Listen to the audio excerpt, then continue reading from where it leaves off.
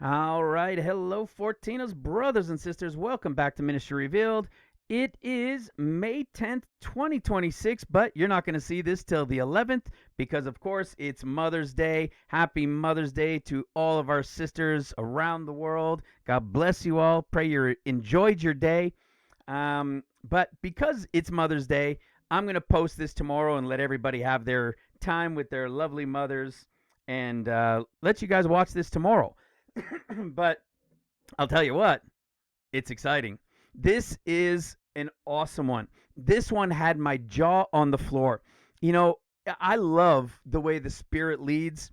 There's so many people in the ministry that share, right? So if you're new to Ministry Revealed and you want to join a community of like-minded brothers and sisters, watchmen and watchwomen from all around the world, diligently seeking and searching, you can go to ministryrevealed.com.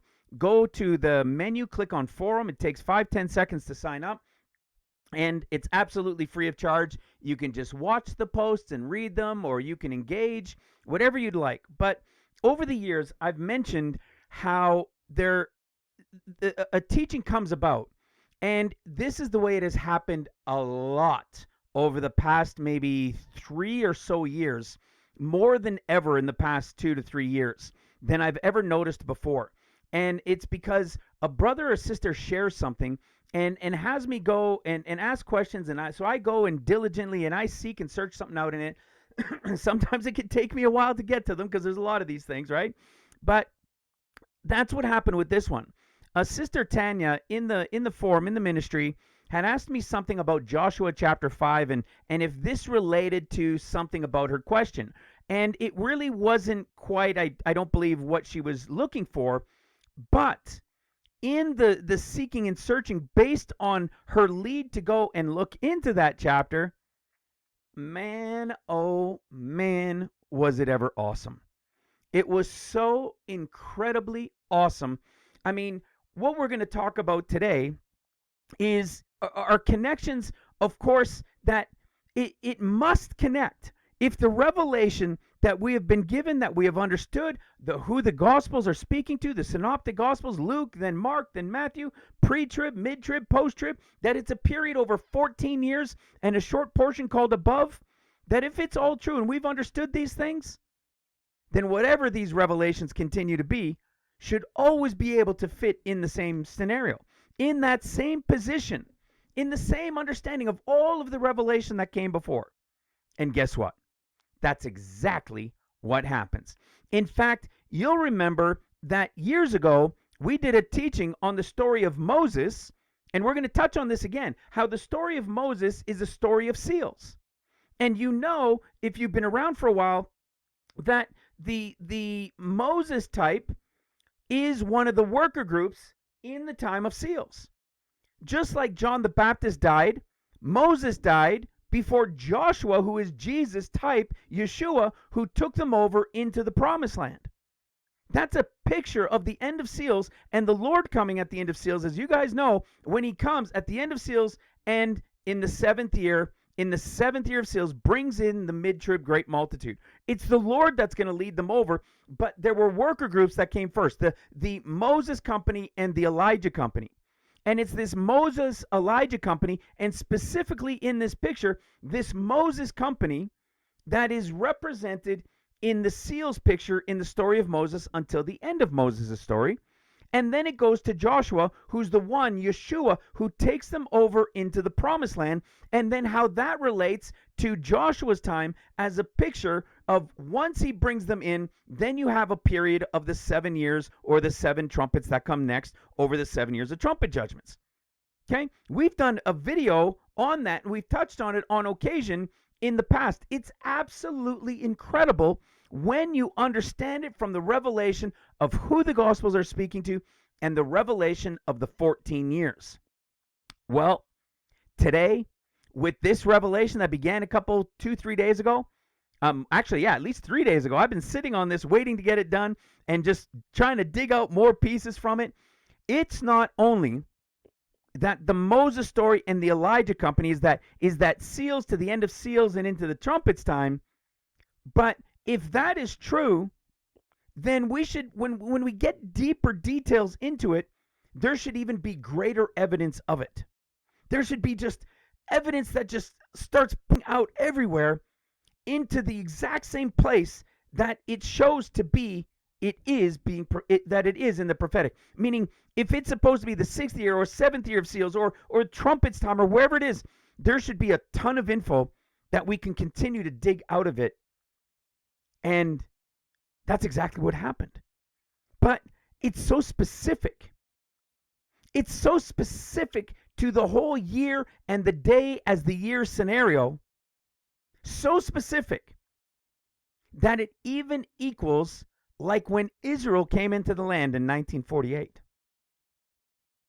That it even equals what the 7th year of seals is, because remember, the story of Moses is the story of seals to the end of the 6th year, and then he dies, right? Like the John the Baptist type, and you got the Elijah company there, and then Jesus comes at the end of the 6th year of seals, and then what? He destroys the enemy, and then in the 7th year, brings in the mid-trib great multitude. We all know this. When does that happen? In the 7th year of seals. What is the 7th year of seals? It's the Sabbath year. What is the 7th year Sabbath year of seals? It's the days as years of unleavened bread. So it's the 7th day Sabbath as it is the 7th year Sabbath. Which means whatever this equals, we should be able to find that exact same connection that it must be a Sabbath year. Proving that every single scenario and place that we've pointed to all tells us that that exact same time, when he brings in the mid-trib great multitude, when he gathers them back to Israel in Mount Zion, he has come on, is there and established to gather them back. It's got to be in a Sabbath year. Now, you might say, well, we already know this. Oh, not like this, you don't. Do you recall how we got to the count of Israel arriving in a Sabbath year in 1948 so that they could start a new cycle of sevens of sowing and reaping? That count came from Christ. And if that count from Christ is correct, and as we've showed you, it can't be 6 years before or 6 years after, because it has to be a Sabbath year when they came into the land. And it just so happens that 14 years from now, from where we're talking right now, is the Jubilee, which means we must be in it at any moment this is going to take place, which we believe is highly probable, prayerfully, this month, this May, the month we're in right now, 10 days into it. Well, if that's true going forward, brothers and sisters, then shouldn't it be true going in reverse? Shouldn't it be true if we went backwards in time? We could find this same type of count, counting the Sabbaths from Christ, just like we did to the end of days. We should be able to find that exact same count going into the BC. Well, hold on to your horses, because that's exactly what all this is going to lead to as we get into it today. And it's awesome. You see, this is one of those things. I had no idea this was going to be a teaching. This isn't something I was looking to. This wasn't something I was planning. In fact, if you recall from the last teaching, I was expecting this teaching to be the whole story of the prophetic picture of Luke chapter 17, of which this last one came about because it was just the opening verses speaking to that remnant group and it telling us this time frame, this feast that's going to take place. So I was planning on going into John 17, and now, God willing, that'll be the next teaching. So there's going to be a space between this one and the rest of the Luke 17, or the complete Luke 17 teaching, because this was something that I believe, like all of them, but especially there are moments, and it happens often, but there are moments where it becomes obvious that I know the Spirit has led us to this one because of how it happened. And it's generally through a brother or sister, and something is found, and I dig into it, and we get deeper into it, and just, oh my goodness, I can't believe that's there too. Perfectly. And when I say perfectly, I'm not just saying, hypothetically, or just, I'm just saying it because I want to use the word perfectly. Nope. I mean perfectly. It is exactly, that's how perfect. It is exactly in line as it was going forward from Christ, as it is going back from Christ. That's how perfect it is. In fact, it has to be a specific year, just like when Israel came into the land. Just like the seventh year of seals has to be a Sabbath year. That's how crazy it is. That's how awesome it is. All right? So we're going to get going. I just gave you a real big opening of it, but you're going to want to stick around for the whole thing because it is, if you hadn't seen those older teachings of the story of, from Moses as seals and then Joshua as trumpets and seen that, well, you're going to get a glimpse of that here today. And then you're going to get really in-depth detail of this exact period that is the prophetic picture of the seventh year of seals when he brought them back and what it all equals and how we can prove it to the exact year. Hold on tight because it's deep and it's exciting like crazy. So if you're new to the ministry and you're suddenly hearing things like who the Gospels are speaking to, and Luke is pre, and Mark is mid, and Matthew is post, and it's 14 years in a portion called above, this is all crazy to me. Well, what I say, I recommend to everybody, you can go to ministryrevealed.com and go to the menu and click on the intro and watch the first 4 teachings. Or you can come to the playlist here on YouTube and click on this one right here, Intro to the End Times Revelation. When you do, you're going to come to this video is going to pop up first. It's the intro to what you're going to begin to understand in the next 3 teachings that follow.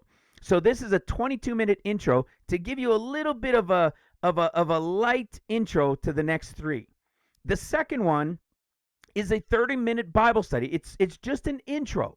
We have hours of teaching that go much deeper to prove it out, and we've been proving it out for over 8.5 years, and we call it Who the Gospels Are Speaking to. You're going to see that everybody's been focused on the Gospel of Matthew when it comes to the prophetic. But we all know within the synoptic Gospels of Matthew, Mark, and Luke, there's the stories aren't always talked about the same, and we've been told that these are discrepancies by some. We're told that it's just perspective by others. But what we have proven for the last 8.5 years in hours and hours and hours of teachings, in dozens and dozens of places we revealed just in the Gospels alone, we can prove that every single one of those differences within the synoptic Gospels of Luke, Mark, Matthew are all prophecy. 100% of the differences all tell us about prophecy. So it's no different with their discourses. When you understand that the first will be last, the last will be first. Matthew, Mark, Luke, in the end becomes Luke, Mark, Matthew. Luke is pre-trib in a portion called above. Mark is the 7 years of seals and the mid-trib great multitude in the 7th year of seals.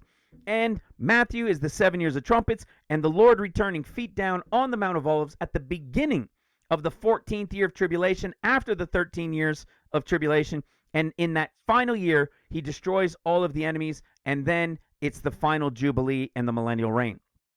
It sounds crazy at first. The 14 years is the hardest thing for most people to get over because for hundreds of years, 200-300 years, we've been ingrained with a 7-year thinking.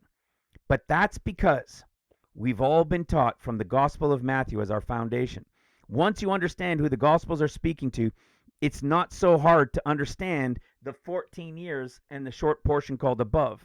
Okay, this revelation of the 14 years that comes to be revealed in the Gospels. And then the big question that comes to everybody is, well, how come we didn't know this before? Number 1 is it wasn't yet time. And number 2, it's all because of Matthew. We have all, for hundreds of years, generation after generation, been foundationally taught from the Gospel of Matthew. And so unbeknownst to us, as we read Matthew, we only try to take a little bit from Mark and even less from Luke to try to fill in the gaps within the story of Matthew, not realizing that Luke is its own audience, Mark is its own audience, and Matthew is its own audience. And so the reasons everybody who just says and believes Jesus' name is going pre-trib, that's because they're actually talking about the mid-trib great multitude that happens after the 6th seal, before the 7th seal, in the 7th year of tribulation. Funny how people try to say, well, the seals have already happened, right? They try to say it was World War II and all these other things. It absolutely, unequivocally is not. It's all prophecy for the end of days. You see, it's all because of Matthew that this confusion has come from. So these first 4 teachings will really begin to open up your eyes and to open up your understanding as to the real understanding, the real the depth of really what's going on behind the scriptures to understand prophecy as you have never ever seen it before. And I promise you, like everybody else that has taken the time, everything changes. Everything changes because now you really get diligent in the scriptures, because now you're seeing things that before you were blind to. We were all blind to. But once you see it, it entices you, it draws you in deeper, you study it out more, and the more you do, the more you see it, and the more obvious it becomes. That's how powerful it is. All right? So we always recommend everybody go to that playlist and watch those first 4 teachings, and then you can really get into some of the meat and potatoes like you're going to see here today. Because this one, it's a great one. It's just one of those teachings again that you're just like, I can't believe what has happened again, right? I can't believe what's happened. It's like, let me show it to you on the chart. We've had many conversations over the last little bit, over the last year or so, about the count that came from Christ, right? The count that proved that Christ was, in fact, born in 2 BC. Okay, remember, this is the Gregorian calendar in the middle. This is from spring, and this is from fall, which means the red side on the right is the sowing and reaping counts. And the sowing and reaping counts never, ever, ever stop counting 6 years, 7th rest, 6 years, 7th rest, 6 years, 7th rest. It's always a continuous, never-ending flow of counts of years, never ending. Because even the Jubilee is the first year of the next set of 7 of the 7 times 7 to the next Jubilee. Okay? There is no standalone 50th year. The 50th is the first year of the next set of 7 in the next 49. Okay? That is the truth. That is the revelation of the Jubilee. And what happens is in the Gregorian calendar, this is the one in the middle. And the Gregorian calendar that the world, or especially the Western, most of the world uses with January 1st, right? And everybody's celebrating January 1st, is the Gregorian calendar, and it has no year 0. Okay? So if you were counting based on the sun, moon, and stars, you would go 1 AD, 0, 1 BC. So if you were using a program like Stellarium, this would be 1 BC instead of 2 BC. But on a Gregorian calendar, which is where all the dates are allocated to, you know that? When you go back and you're reading all the history books and it gives you a date, it's giving you a Gregorian calendar date. All of these things were backdated based on the understanding of the calendars and backdating the Julian calendar to the Gregorian calendar and the calendars that came before to the Gregorian calendar. And so when we read ancient writings and they're in these books and we're reading the dates of whatever year BC, that's all attributed from the Gregorian calendar. Okay, so we see this in everything. Going back and counting, how do you think they can understand within a year how they can understand the birth of all the patriarchs and all of them in the Old Testament? Well, the Bible talks about them, right? And they could talk and they could show it through and they count it through. That's how come we can have these dates to these events that have happened back in history, dated through scripture and through documents, okay, through ancient writings. So we've got these dates, but they're all based on Gregorian counts, okay? Because that's why you're seeing BC, okay? And then on the sowing and reaping side, when we've talked about this, remember, all of this is not only based on a count from the birth of Christ, but specifically from Luke chapter 3 and Luke chapter 4. Right? Luke chapter 3, Jesus began to be 30, which was about late spring, right? June 17th. So he would have been 3rd month, 15th day when he was born. So he began to be 30, 3rd month, 15th day in 29 AD. We talked about a couple teachings back. We broke this all down and showed that there was no evidence that the 15th year of Tiberius Caesar was beyond 28-29 AD. There is no 29-30, 30-31, 31-32.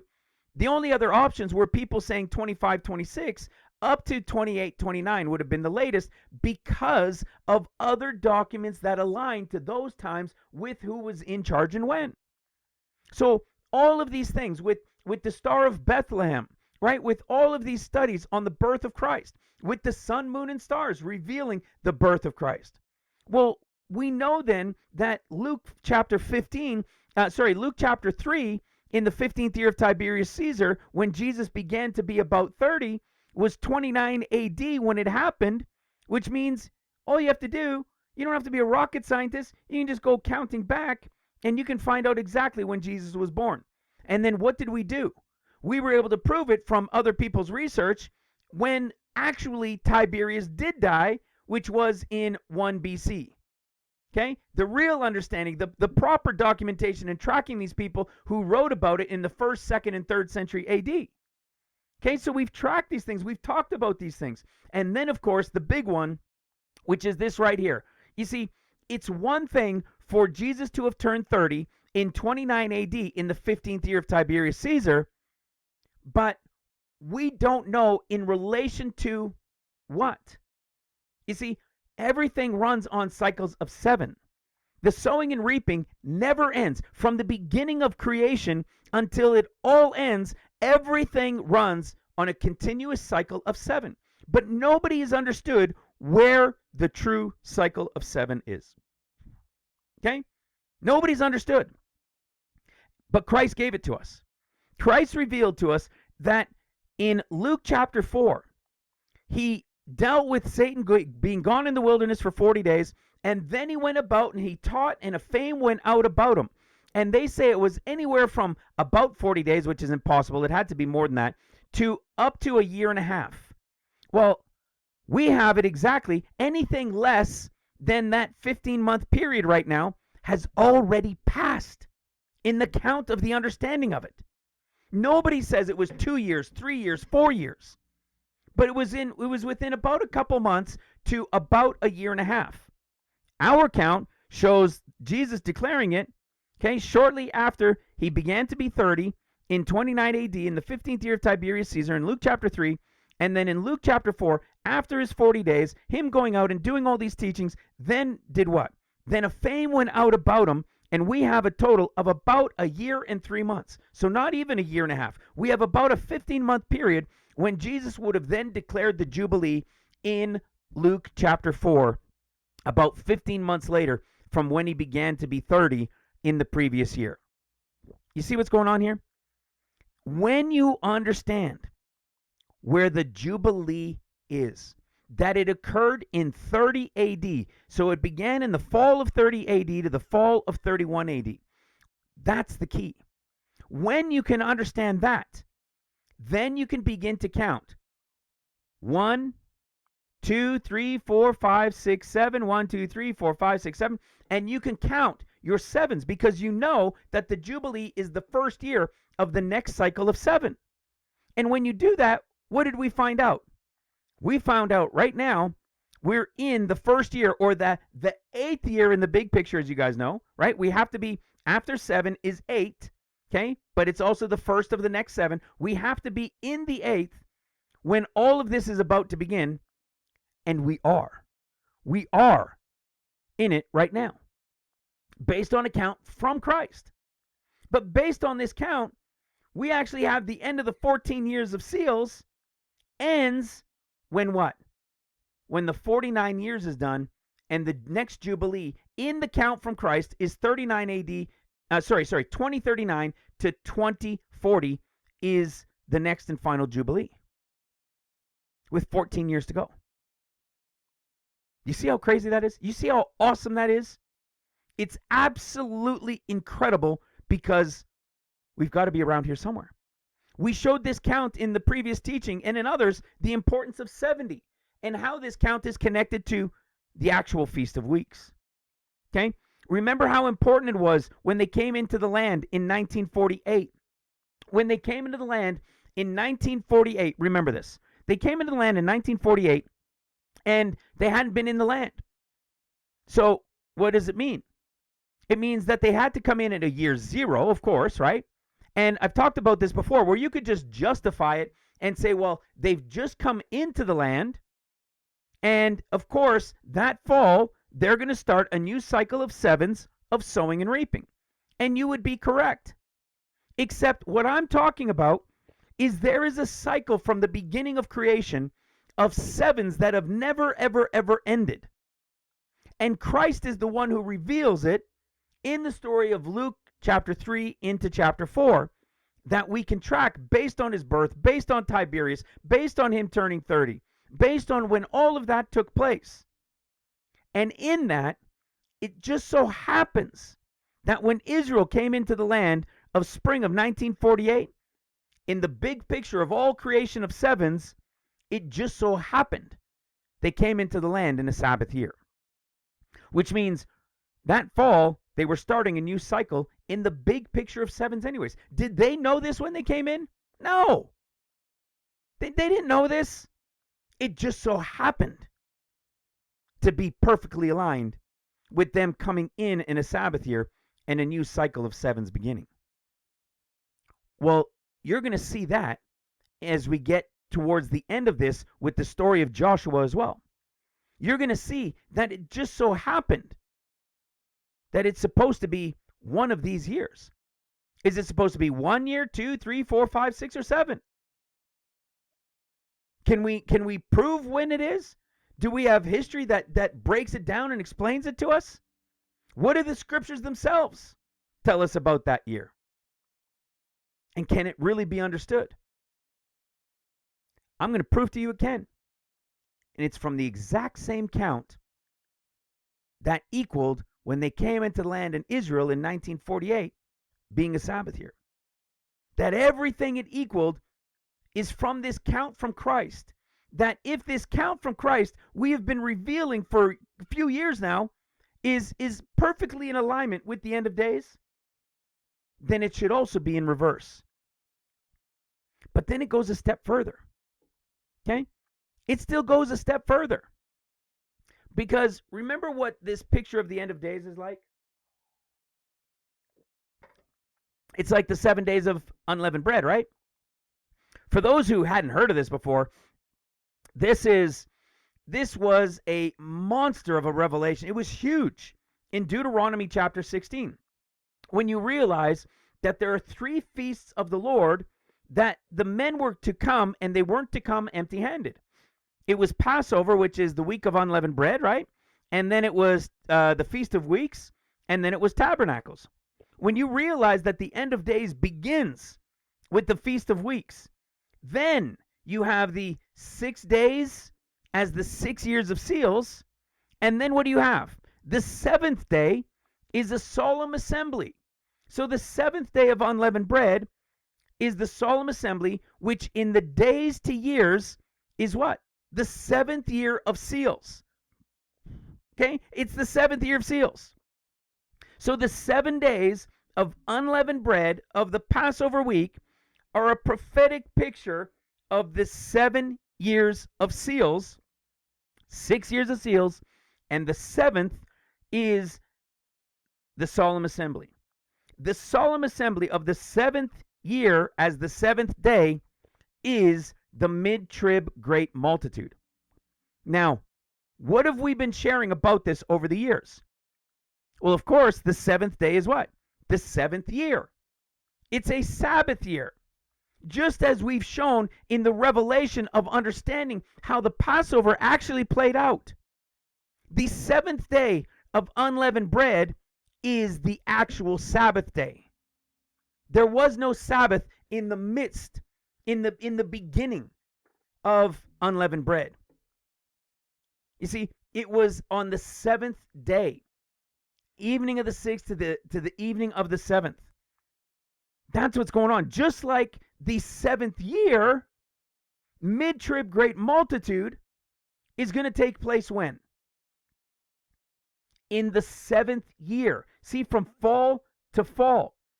Sowing and reaping counts, right? From fall to fall. In 2032, 2031 to 2032. In the midst of the 7th year of seals, what is the 7th year of seals? It's the 7th day of unleavened bread, in which the solemn assembly is going to take place, which is a picture of the mid-trib great multitude in the 7th year of seals, which is what? A Sabbath year. A Sabbath day to a Sabbath year. From evening fall to evening fall on the sowing and reaping side. It's a perfect, it's an exact, it's not even maybe, it's an absolute revelation of the end of days of the 7 years of seals. And what's it connected to? Passover. Passover. Let me say that again. Passover. It's connected to Passover. What have we taught over the years about Passover? That the mid-trib great multitude that is brought in the 7th year of seals is going to be brought in at Passover. We've been teaching that for years because there's a great mystery in the differences of the Gospels of Luke's transfiguration, Mark's transfiguration, and Matthew's transfiguration that reveals it in Mark's when they have seen. They will have seen him come with power and glory. They will have seen the Lord come before the mid-trib great multitude happens. We've shown it in the Revelation. We've shown it in the differences in the Gospels. We can see it in the book of Revelation from the end of the 6th year of seals in the end of the 6th seal and to the time in the 7th chapter of Revelation when the great multitude happens. You see, the mid-trib great multitude doesn't happen as soon as the Lord is seen coming with heavenly Mount Zion, which is paradise, the place he went to prepare for them. He doesn't receive them right away. He deals with the enemy, with the beast who was, who will not now be, temporarily, right? He defeats all of them, the beast with the 10 horns, those 10 kingdoms against him. Then he seals the 144,000, and then the mid-trib great multitude happens in the 7th year of seals, in the 7th day picture of days to years of unleavened bread, which is connected to what? Passover, which is in the 7th year would be what? At Passover, right? We know that the mid-trib great multitude is going to be taken to be with the Lord, that great multitude portion right here in the midst of the 7th year of seals, and it's going to be at Passover. The years are connected to Passover, and their rapture of the mid-trib great multitude is also going to be Passover. Okay? So 2 important things to remember. Just as Israel came into the land in a Sabbath year, and just as the 7th year mid-trib great multitude is a Sabbath year, what else is it, brothers and sisters? It's the story of Moses, right? Seals is the story of Moses until his death, and he couldn't take them over. He could not pass them over. He could not pass over into the promised land. He died, and who took them over? Joshua, who he changed his name from Hosea to Yeshua. To Yeshua Joshua. He's the one who took them over. Okay? What is that prophetic picture? It's the seals, the 7 years of seals, to the time of Moses, right? To the end of 6. Moses couldn't take them over. We taught on this. Then the 7th year, this is the Lord coming. He defeats the enemies. And in the midst of the 7th year of seals, the Lord is going to bring them over, right? He's going to pass them over. And it's going to be at the time of Passover because he's a prophetic picture of Joshua who takes them over into the promised land. And then you're going to have your 7 trumpets, your 7 years of trumpets. Which means what? Which means in the prophetic, it has to happen in a Sabbath year. You follow what I'm saying? In the prophetic, it absolutely, directly, unequivocally is telling us that the prophetic typology of the Old Testament of going from Moses to then Joshua taking them over to them being in the land, that the prophetic picture is telling us that it's going to be in a Sabbath year in the 7th year of seals, and in that 7th year of seals, in that Sabbath year, it's going to be at Passover. Remember that, right? And we've taught on this. The story of Moses to what happens when Joshua takes over. It's in a Sabbath year. Well, don't forget, when Israel came into the land, for the first time in 2000, whatever, almost 2000 years, when they came into the land, we also know that it had to equal a Sabbath year. We know that it can't be 1, 2, 3, 4, 5, or 6 going this way, and it can't be 1, 2, 3, 4, 5, or 6 going before it, which means over a 13, 14-year period, there was only 1 year that them coming into the land could have equaled. It had to be in a Sabbath year. I want you to really pay attention to what I've just said in both of these. When they came into the land, it had to be a Sabbath year. In the prophetic revelation of the story of Moses to Joshua, the prophetic picture has always been to the end of the 6th year of seals and Joshua passing them over, taking them over, and it be at the time of Passover in the 7th day, solemn assembly, days to years, Sabbath year, 7th year of seals. If that's the case, what do you think it's supposed to be when they came into the land? What do you think it was telling us directly when they came into the land? Do you think it was a cycle somewhere in the cycle of sevens? Do you think it was 1, 2, 3, 4, 5, 6, or 7? Pretty obvious now, right? If we know when they came into the land in modern times it was a Sabbath year, which is exactly what it should have been to start a new cycle of sevens, and that in the prophetic picture of all these revelations over the years, we know Moses is the picture of the seals and Joshua is the picture of the trumpets after he takes them over in the Sabbath year. Probably a Sabbath year, right? Well, there's only one way to know if that's true.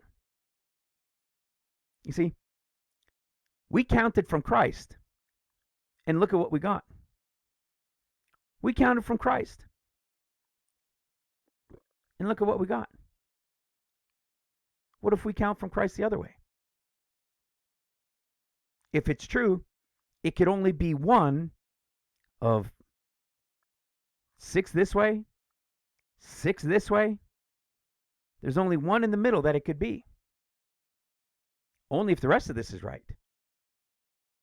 And we've done some deep dive teachings in showing how unbelievably everything is lined up this year. Not only on the 70 side, but we're talking with this focus on the sowing and reaping side. And if that's all true and we've understood it, then we should be able to backdate it. We should be able to go back in time and see how true that is. So let's see how this goes forward. Let's go to Numbers 33. Okay? Again, look what happens here. This is an awesome one. This was an incredible revelation from our sister Jana. Right? I always remember this one because this was another one. It just, guys, these things just, they make you chuckle sometimes because you just, you rehash or you see them and you come across them and you're just like, this is bananas. What are the chances? You see, we know Ecclesiastes 1:9, right? What was shall be, what is shall be. Nothing new under the sun. What that's telling us is from creation to Christ is the was, and the things that have happened in it are prophetically going to be typologies of things that are going to happen in the is to come. And then you have from Christ until the moment of the pre-trib is the is, and it says, and that which is shall be, which means there are things that have happened in the biblical context of things that have happened from Christ until the moment of the pre-trib, right? Just like the 7 churches. And they're going to play out again in typologies in the end of days. So you have typologies in the Old Testament that are giving us pictures of what's to come in the end of days, and you've got typologies of events in the New Testament and through the 7 churches of the is that are going to play out again in typologies in the end of days.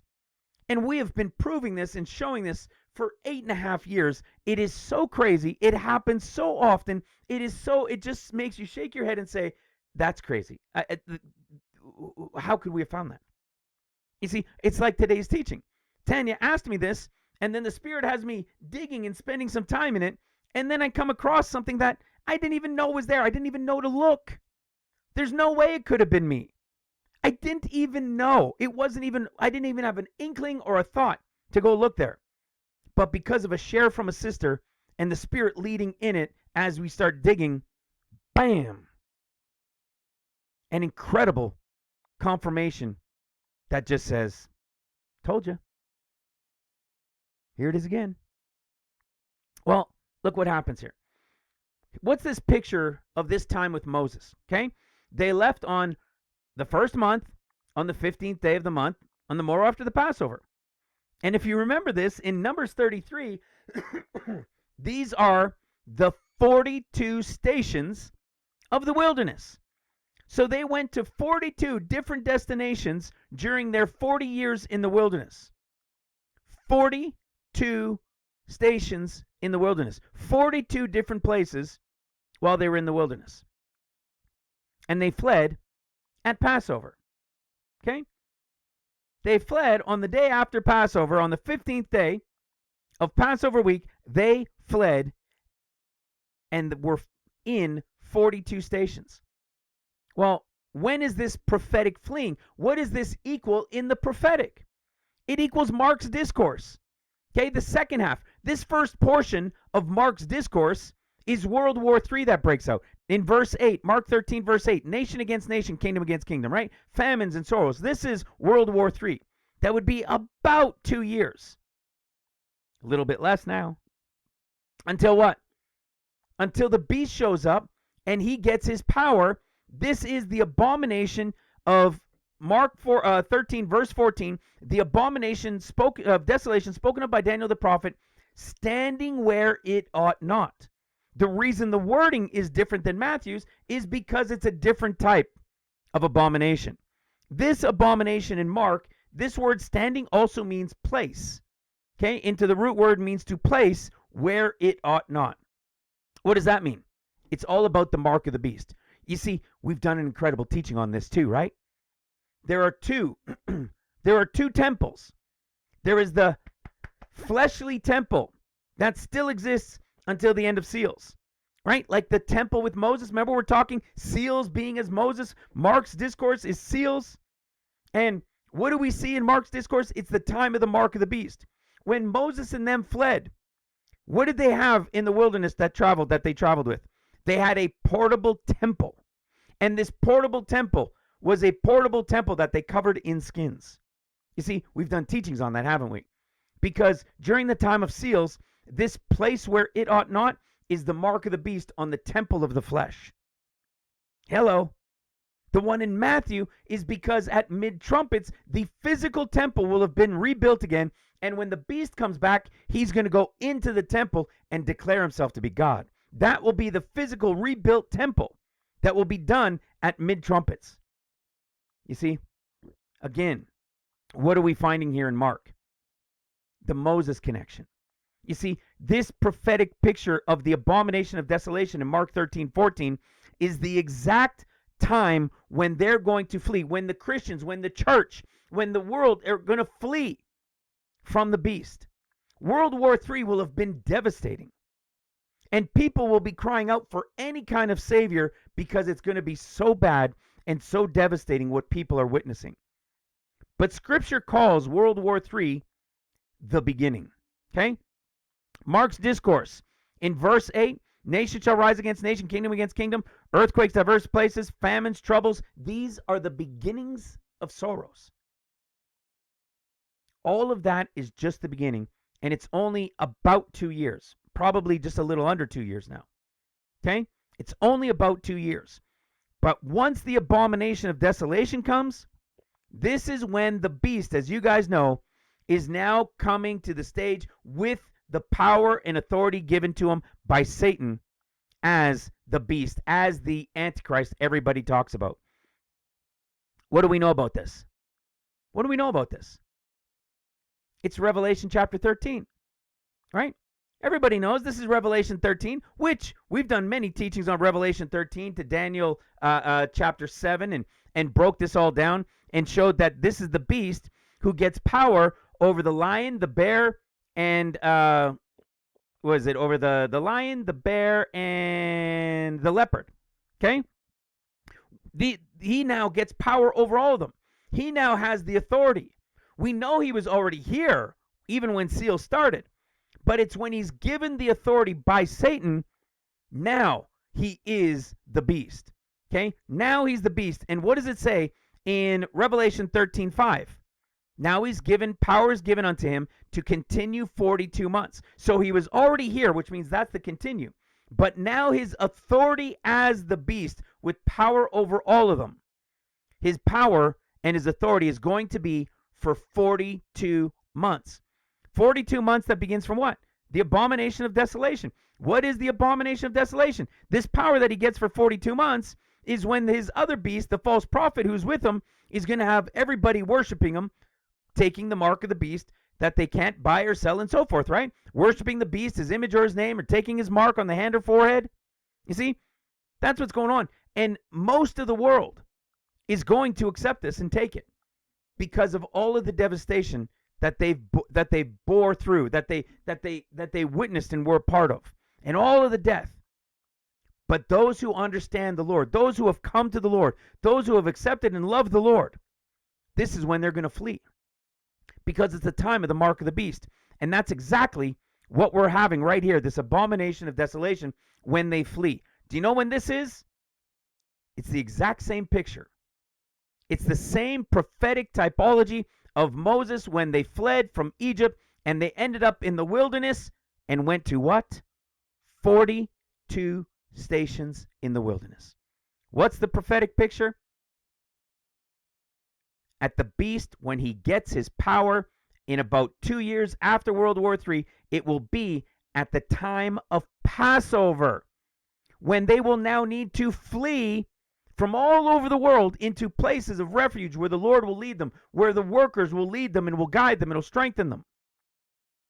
That's when they flee. At the same what? 42 months as the 42 stations. It represents the same picture of time. Do you understand? At the end of those 42 stations in the wilderness, what happens? Moses couldn't cross over. Moses died. What's the prophetic picture? There's an Elijah company and a Moses company. Elijah never died, went up in a whirlwind. The Moses company, Moses died like John the Baptist and didn't get to cross over. That's the picture. And that's why some of the workers will die, some of them won't. I'm not saying they're all Moseses and all the Elijahs live, but that's the picture that we're being given of Moses and the Elijah. They're not the two specific seals people or two witnesses that most people think of. These are two groups of a Moses company and Elijah company in the end of days, at least during the time of seals. There's a specific two witnesses that most people talk about from Revelation. Those are the ones at the time of trumpets. And we're not going into that story today. But you see, what's happening here is, when is this abomination of desolation going to take place? It's going to happen at Passover. Okay? It's going to happen at Passover. So if we've understood the year and we're looking for this timing of about the Feast of Weeks sometime this month, if it happens this month or in this time frame before summer, this year, the pre-trib happens and all this is beginning, then that means in just under 2 years, right, a year and 18 or so months, 19 months, whatever it is, or I guess no, it would be, was it about a year and 20, anyways, under 2 years, okay? Because we would just be looking to Passover in 2 years from now. We've just passed Passover, right? So it would be in just under 2 years would be when this abomination takes place, which means World War III would be just a little under a full 2 years. And this would be that fleeing into the wilderness, because it's the same Moses time frame of the 42 stations in the wilderness until he dies and couldn't cross them over because Joshua comes. Because who shows up at the end of these 42 months, right? Who shows up at the end of the 42 months? Joshua, Jesus, right? So just like Moses, at the end of the 42 stations, which is like a picture of the end of the 42 months of the beast, you have Moses, the servant of the Lord, who dies. In seals, you have the John the Baptist type, right? The Elijah, but there's an Elijah Moses. That's the two companies that are working, and you have, as we know, some of them that are going to die. Well, who shows up? Just like we see Jesus at the end of the 6th year of seals, who's coming with heavenly Mount Zion, we have Joshua, who's the one who's now going to take them over. And in Joshua chapter 1, we now see, now after the death of Moses, the servant of the Lord, it came to pass that the Lord spake unto Joshua, the son of Nun, Moses' minister, saying, Moses, my servant, is dead. Now therefore arise, go over this Jordan, thou and all this people, into the land which I give to them, even to the children of Israel. Okay, this is where now. This is the end of the 6th year of seals has happened, and now bang, the 7th year is beginning. Okay, are they gone over into the promised land yet? No, they're about to go, right? So you're at that end of the 6th year, sometime in that start of the 7th year of seals. This is that picture we're at right now. Again, something we've known. Well, what do we know about Joshua? Right? We've talked about this. We've done teachings on this part numerous times over the years as well. It says that he's from the tribe of Ephraim. His name was Hosea.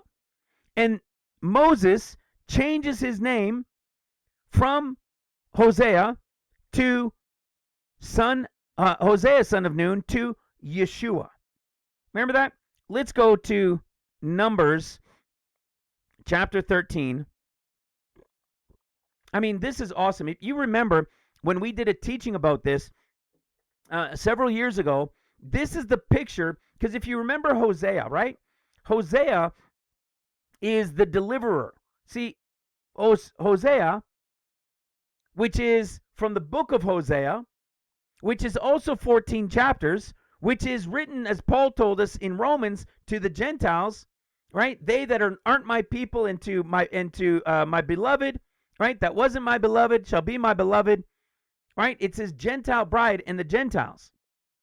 Well, at the end of seals, he's no longer coming as the deliverer, as a Hosea type. And we see here at the end of Numbers 13, where Moses changes his name from Hosea, son of Nun, to Yeshua, right? The Jewish leader, Joshua, Yeshua. This is a prophetic picture of Christ. Well, he's also from what? He's also from the tribe of Ephraim. You guys know what that's all about, right? We've talked about the tribes in the wilderness. And lo and behold, we've done teachings on this too. We've done teachings on the meanings with the 4 heads, right, around the wilderness, and what each tribe represents within the different portions of time of the end of days. All in order. And what do we know about the coming of the Lord at the end of the 6th year of seals? He's coming as the ox of Messiah ben Ephraim. Remember, whether you hear Messiah ben Joseph or Messiah ben Ephraim, it means the same thing. It's when the Lord is coming at the end of the 6th year of seals, and he is coming as the ox, as the bull of Ephraim. And when he comes, he's coming to what? Wage war against the enemies. It's the first battle, right? It's this war that he's going to have against the beast and the 10 kings. You see, this is him coming right here. This is what they're going to see at the end of the 6th year of seals, which we're reading here in Revelation chapter 6, right at the end, 16 and 17, but from 15 and so forth, it says, and said to the mountains and rocks, fall on us and hide us from the face of him that sits on the throne and from the wrath of the Lamb, for the great day of his wrath is come, and who shall be able to stand? We've done teachings on this too. We've done teachings on this even just recently with the Elijah, and showing how the Elijah one is part of that group that's responsible as this Elijah company to restore father and son, mother and daughter before the coming of the great day of the Lamb. This is why it's going to be done by this point.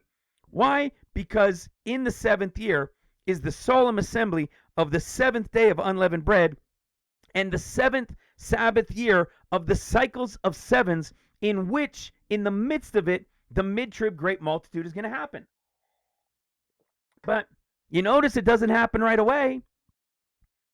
right? It doesn't happen till in the midst of the 7th year. And when we go to Revelation 17, you see this war again. We've talked on, we've done teachings on, right? What happens with the beast with his 10 horns? They're 10 kings, right? And they'll have one mind and give their strength and power unto the beast. And when the Lord comes at the end of the 6 year seals, what does it say? These shall make war with the Lamb, and the Lamb shall overcome them, for he is Lord of lords and King of kings, and they that are with him are called, chosen, and faithful. You see, this is where the Lord defeats the beast for the first time and the 10 kings that are with him. And we talked about this. This isn't the same war that we see in Revelation 19. That's when he returns feet down on the Mount of Olives, and it's all uppercase, King of kings, Lord of lords. Okay, that's at the treading of the grapes. This is at the end of the 6th year of seals. This is him coming as the Joshua, Yeshua, Jesus type. And what do we know from Mark chapter 13? From Mark chapter 13, when is it? It's this one right here. It's in Mark chapter 13, starting in verse 24. It says, but in those days after that tribulation. You see, if you're new, this is one of the differences that you'll see within the discourses. Okay, you don't find this in Luke's. In Mark's, it says after that tribulation. In Matthew, it says immediately after the tribulation of those days. Okay, so immediately after the tribulation is over, this one is after, look at that tribulation. This is the end of the 6th year of seals. The sun and the moon shall be darkened, the moon shall not give her light. Right? What's going on here? The stars of heaven shall fall. This is the end of the 6th seal, which is towards the end of the 6th year of seals. And then we see what? The coming of the Son of Man in the clouds. This is when he's coming with heavenly Mount Zion, with paradise, the place he went to prepare, that he said he would return and receive them unto himself, that where he is, there they may be also. But he doesn't do it right away, because he's got to defeat the enemies, as we saw in Revelation chapter 17. He's going to defeat the beast and the 10 kings that are with the beast. And when he comes at this point, listen to what it says. We're told that it's going to be in verse 32 of Mark 13, that it'll be at a day and hour no one knows. What is this day and hour no one knows? Again, brings us into Mark chapter 9, verse 2. After 6 days. What are the after 6 days? Of course, they're the after 6 years. The after 6 days of what? The after 6 days of the week of unleavened bread, which is the after 6 years of seals, and it's connected to what? The day and hour no one knows.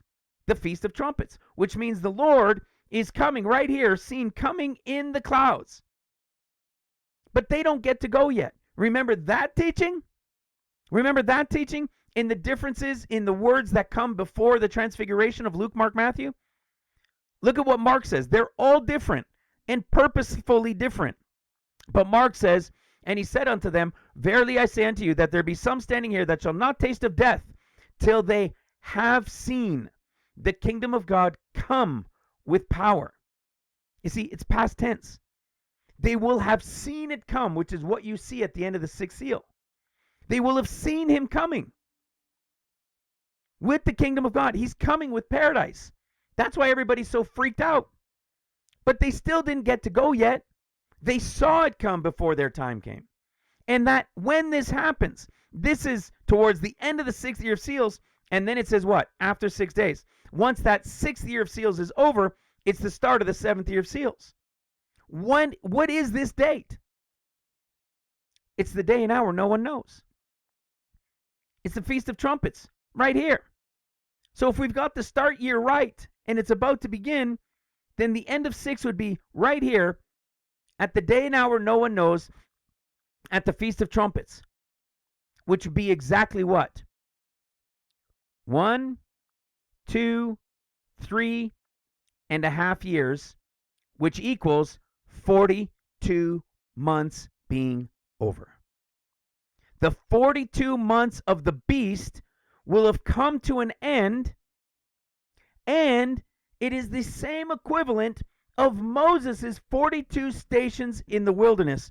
They did it over 40 years, This group in the end of days will do it over 42 months. Now, how do we know this?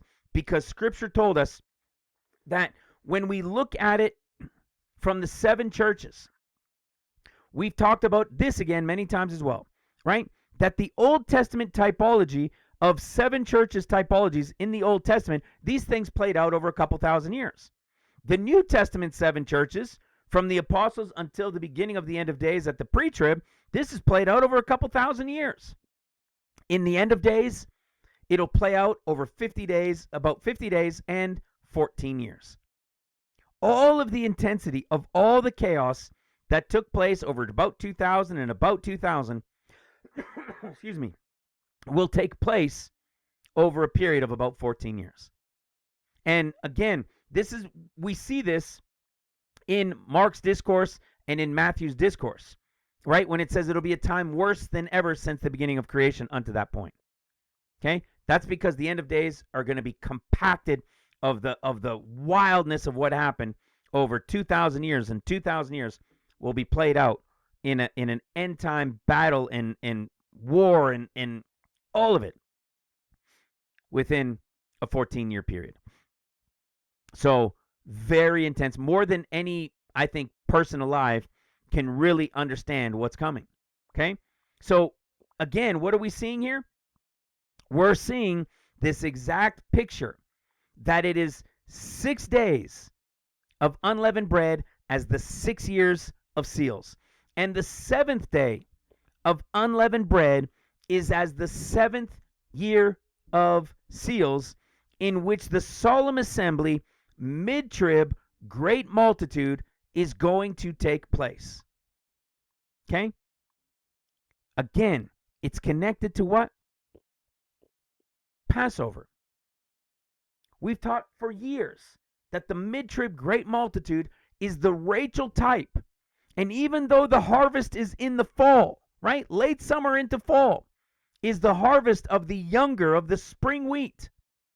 It doesn't get used until the morrow after the Sabbath. Until the morrow after Passover. Hello. You see what I'm talking about? Sorry, you guys weren't aware, but I just had to pause for my son for a moment. So just in case I reiterate something right there. Okay, so what you're seeing is that all of this is connected to Passover. We know that the mid-trib is coming in at Passover, and all of it has to do with a Sabbath year, that in this Sabbath year, these events are taking place at Passover. That's what all of this has been telling us. All of this. All of it is telling us the same thing. And we've been talking about it for years, and we have understood it. Okay? So now as we go forward and we keep looking a little bit deeper into Joshua, let's see what else we're going to find out. So let's see how much we can prove in all of this. Let's go to eSword. And we see here in chapter 3 of Joshua, it says, and Joshua, now again, remember, even though Joshua has taken over, they still haven't gone over. They're about to, but they haven't yet gone over. And this is what's so awesome. You see, it's like this picture of the end of the 6th year of seals, right? The Moses, the remnant workers that will have died. Some will have died, remember? That the Lord shows up. Some of them will have died. The fathers and sons and mothers and daughters will have been restored within those Christian homes coming to Christ, prepared for the mid-trib great multitude. But it doesn't happen immediately. You see, Christ shows up. Joshua is there. Moses has died. Is it like bang, the next day all of a sudden they crossed over? And it was at Passover for them? No. You got chapter 1, chapter 2, chapter 3, chapter 4, chapter 5. You see, it's not immediately in the first chapter of Joshua. Just like when Christ shows up, it's not going to be immediately upon his coming at the end of the 6th year of seals that you read about in Mark's discourse at his coming in the clouds. That's why what we just read in Mark 9:1, right before the transfiguration, they will have seen him come. That's the differences within discourses between Luke, Mark, and Matthew's. It's a fantastic revelation to understand. And when you see that it's a past tense, it's the only one that's past tense, and it's because they see him coming at the end of the 6th year of seals, and everybody's freaking out. but they don't go quite yet. And that's what we're seeing with Joshua. It doesn't happen right away in Joshua 1. It's not until like the 5th chapter that they actually crossed over. Same story. Same prophetic type that we're getting. So it says, and Joshua rose early in the morning, and they removed it from Shittim and came to Jordan, he and all the children of Israel, and lodged there before they passed over. And it came to pass after 3 days that the officers went through the host, and they commanded the people, saying, when you see the ark of the covenant of the Lord your God, and the priests, the Levites, bearing it, then you shall remove from your place and go after it. Okay? So it's talking about what they're going to do. They're going to see the ark, and then they can move. We see in verse 7, and the Lord said unto Joshua, this day will I begin to magnify thee in the sight of all Israel, that they may know that as I was with Moses, so I will be with thee. Isn't this exactly what happens with Christ? Right? He's going to be seen coming. It's heavenly Mount Zion. He's going to destroy all the enemies. And now the Lord is going to be magnified in the sight of all Israel. Right? In the great multitude. And then when he brings in natural Israel, Judah, back into the land. We keep going. Verse 11. Behold, the ark of the covenant of the Lord for all the earth passeth over before you into Jordan. Now therefore take you 12 men out of the tribes of Israel, out of every tribe a man. Okay, think of like even the 144,000, right? 12 tribes, one from each, and in the end you've got the 12,000, all one from each, right? Times 12,000.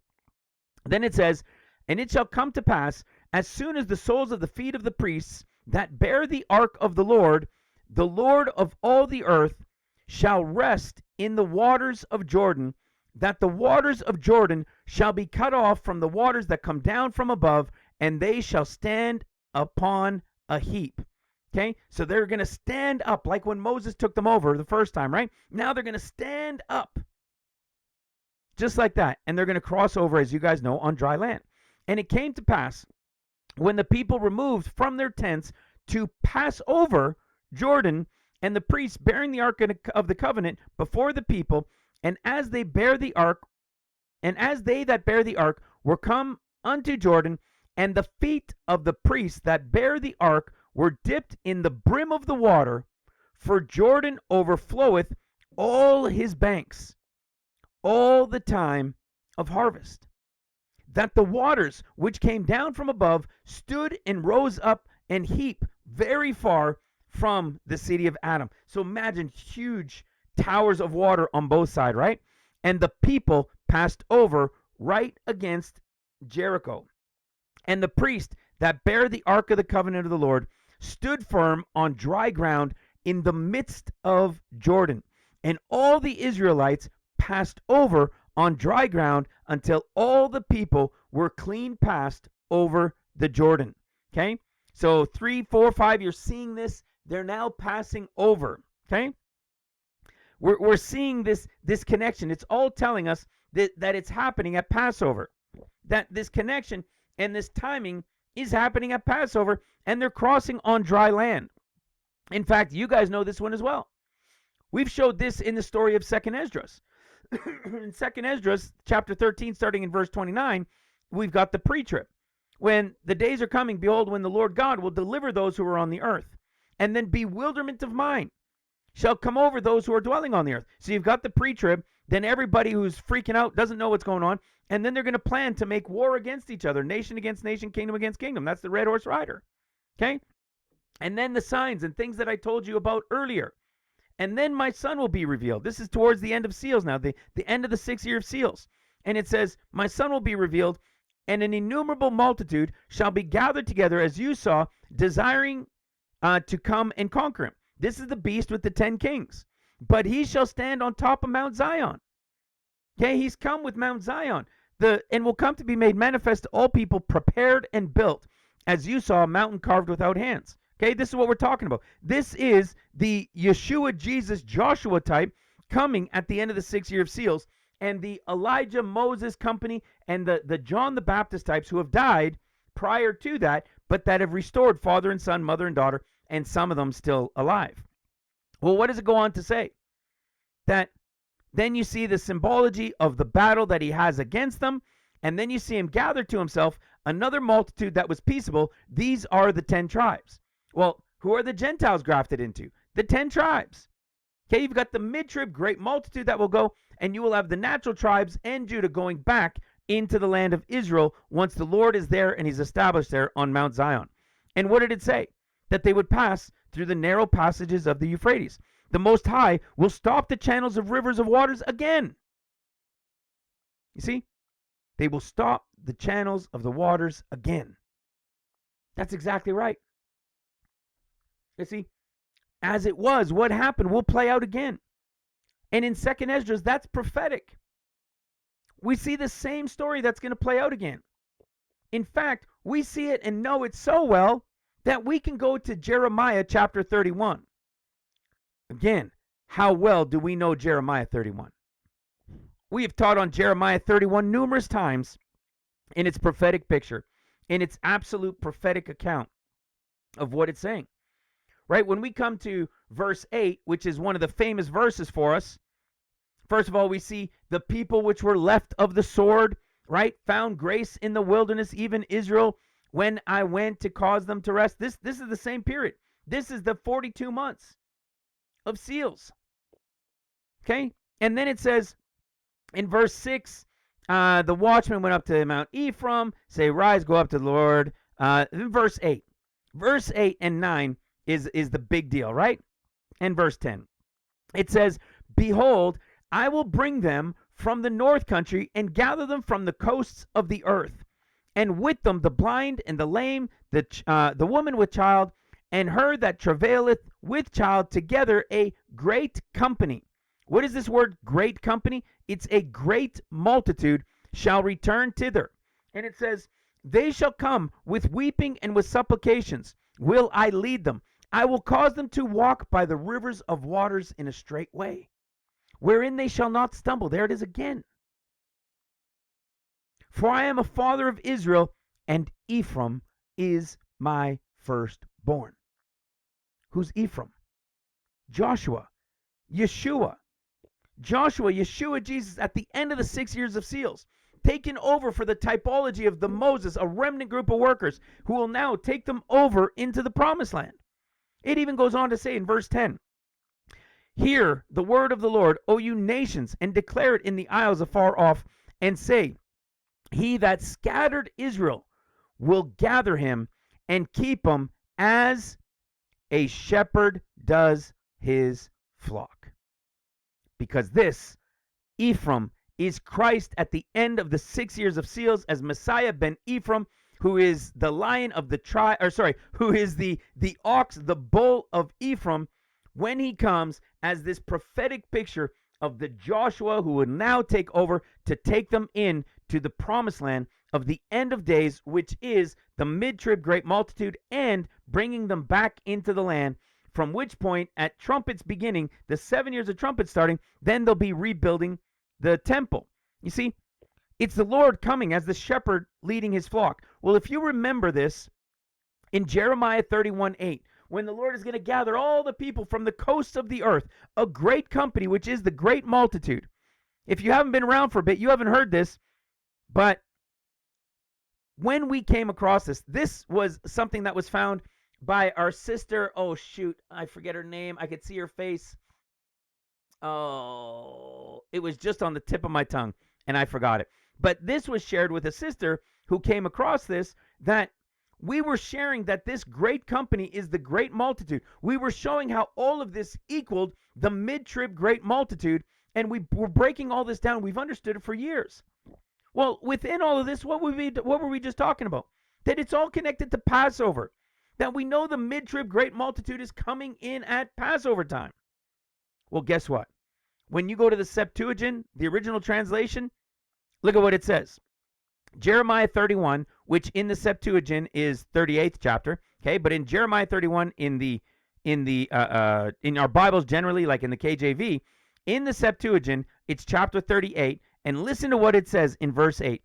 Behold, I bring them forth from the north, and I will gather them from the end of the earth to the feast of Passover. And the people shall beget a great multitude, and they shall return thither. When this was shared, it was another one of those, this is ridiculous. This is ridiculous in such an awesome, awesome way. Because it did what again? It brought again more evidence, proof.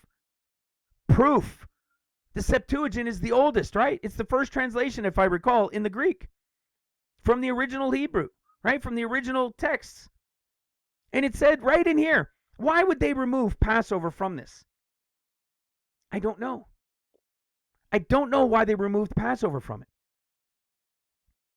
But you see, in digging and being diligent, and brothers and sisters who are seeking and searching and being diligent as well, find all these little pieces and all these clues and say, oh my goodness, look what this says. And then bang, there it is right there. Literally telling us what we were saying this text was pointing to. The mid-trib great multitude at Passover, who's being brought in by Ephraim, the Messiah ben Joseph, the Joshua of the tribe of Ephraim, who prophetically in the end of days is the Messiah ben Joseph, who is coming to destroy the enemies and gather the people back into the land, and then the temple will be built exactly as the Jews have been waiting for their Messiah when he comes, not realizing that that is the Messiah, Jesus, when he's coming as the firstborn of the tribe of Ephraim. Isn't that crazy? All of these things, everything I've shown you, it's all in Scripture. It's all backed. It's all history. It's all evidence. Every single part and piece. To the exact same group right here. To the mid-trib great multitude of Revelation 7 coming in at Passover. Do you remember the story of why? Right? Right? Just as we've been showing, in the 7th year Sabbath at Passover, that means that, you understand what I was talking about at the beginning, that if this is in a Sabbath year from the story of Moses to Joshua, and it happens in a Sabbath year, well, wait, does it happen in a Sabbath year? Well, it should happen in a Sabbath year, because just like when Israel came into the land in 1948, it had to be a Sabbath year. So if that's them coming into the land after all of those hundreds of years, now they're coming into the land for the first time, just as this was their first time in almost 2,000 years, it should equal, just as it did in our modern day, it should equal a Sabbath back in their day as well. And not only should it be just because they just came into the land, it should be a Sabbath. You see, we can apply the same thinking. You could say, well, of course, they just came into the land, so it's just going to start a new cycle anyways. Well, you're absolutely correct. But remember the story of all this. The cycles of sevens have begun from the beginning of creation, and they will carry on till the end of time. Cycles of seven, a prophetic, a mysterious cycle of seven that's been in the background of all of creation from beginning to end. And it's revealed in what Christ did and spoke from Luke chapter 3 to Luke chapter 4. And if that's true, then that means this has to happen in the 7th year. The story of Moses going into the story of Joshua. That them coming into the land in 1948 had to be a Sabbath year. But the only way we get to these counts is if we can understand the count from Christ. You see? And if all of these counts from Christ and in the story of Moses to Joshua equal in the prophetic the seals to the 7th year, then not only is it showing us that when they came into the land because they hadn't been there before, should it equal in the big counts of sevens throughout all of history, it should equal the 7th year, a 7th year of rest when they came into the land, so that fall they would start a cycle of sowing and reaping, just like that happened in 1948. And in the prophetic, if the Moses story, which leads into the Joshua story at the end of the 6th year of seals, and the crossing them over at the time of Passover also in the prophetic equals the 7th year of seals, the 7th year of rest, then the two of them together should be the story revealed in Joshua passing them over. It should be in a Sabbath year at the time of Passover and connected to the same connection as it is in the prophetic and as it is when Israel came into the land in 1948. I think you're understanding what I'm saying, right? I think you're getting it. And all of these counts, all of this came because of the count of Christ. So then, if it's true, if we've understood it, as I believe we have, because everything is pointing to it, I don't even know how much more I could reiterate that it must happen in a Sabbath year. It must happen in a Sabbath year. The 7th year mid-trib great multitude must be in the 7th year Sabbath as the 7th day of unleavened bread. You see how powerful that is when you understand it? That when Israel came into the land, it had to be a Sabbath year because they had to start sowing and reaping from when they came into the land, starting that fall. And so far, that's check and check in a count from Christ. And in this count from Christ, when our 14 years ends, it's supposed to be a Jubilee.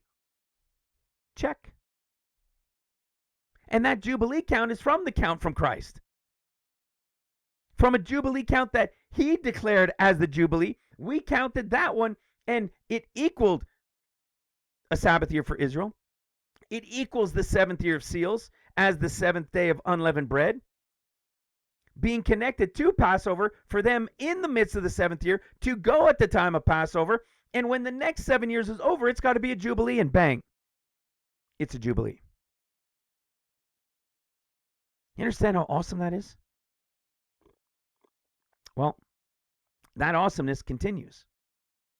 All right?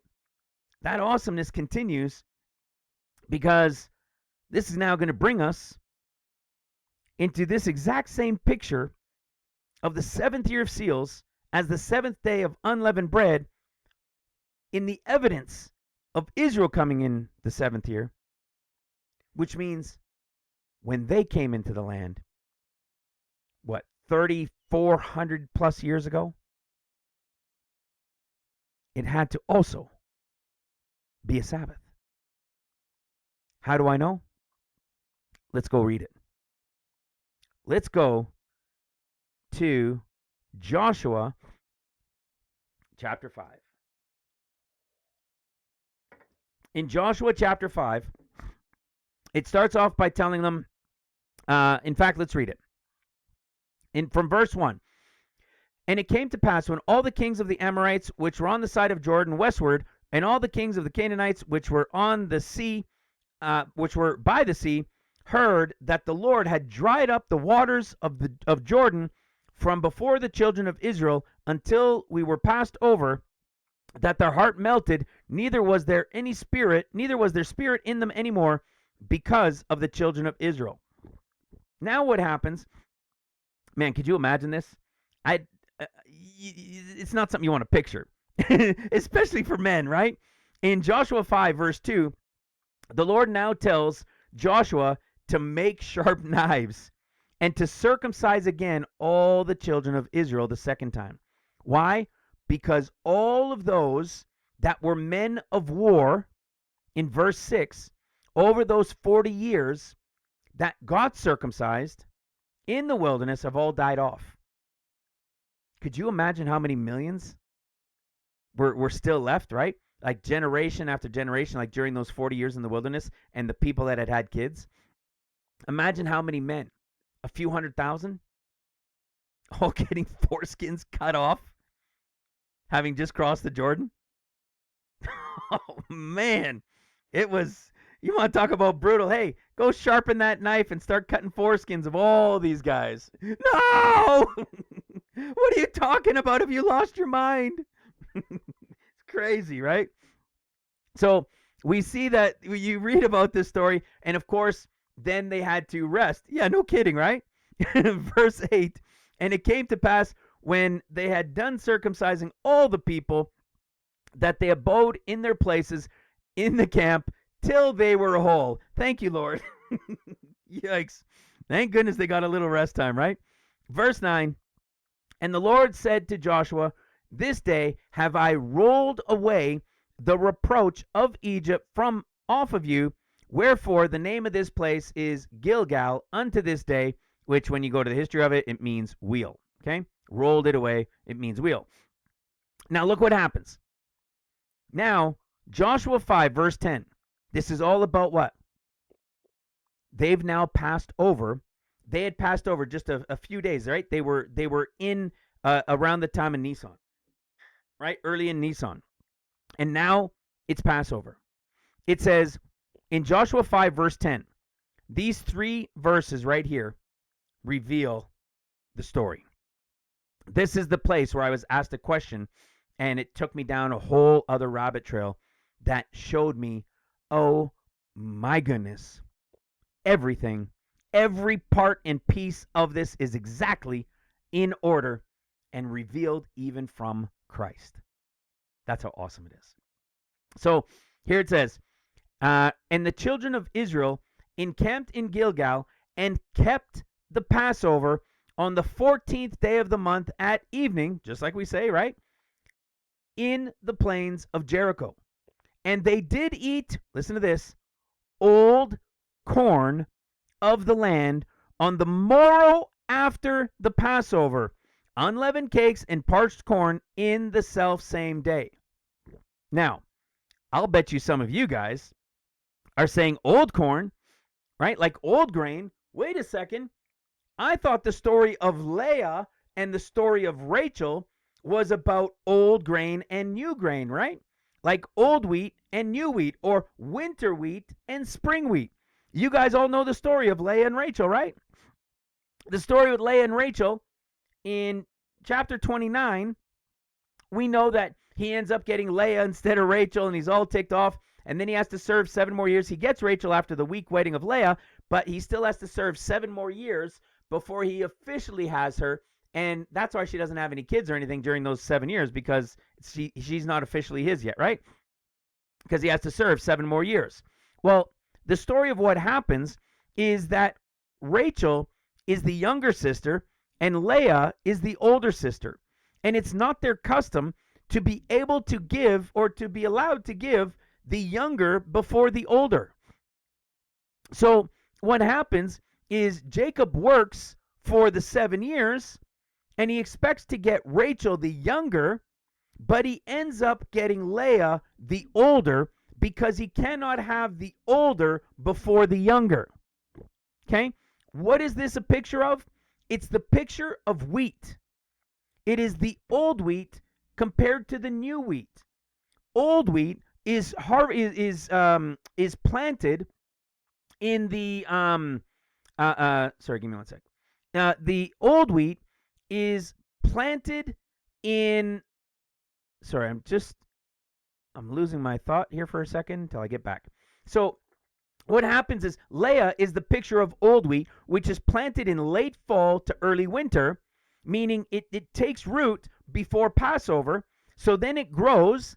It's slower to grow than barley. So this is the wheat we're talking about. And as the wheat grows, it's harvested in late spring, early summer. When it's harvested, it's called kadosh. And we're going to show this again in a moment. It's called kadosh, and you're free to use it to make bread and to start using right away. But new wheat, Rachel wheat, the younger wheat, which is planted in the spring, doesn't take root until after Passover time. And because it doesn't take root till after Passover, it's called new wheat. And it's not ready to be harvested until very late summer to early fall. But when they harvest it, and this is the entire revelation that began years ago with the mid-trib great multitude being at Passover. You see, because what happens now is the new wheat, which is called Yoshon, not Kodosh. The new wheat they call Yoshon. When it's harvested in late summer, early fall, they cannot use that wheat until the morrow after the Passover. Do you know why they can't use it until the morrow after the Passover?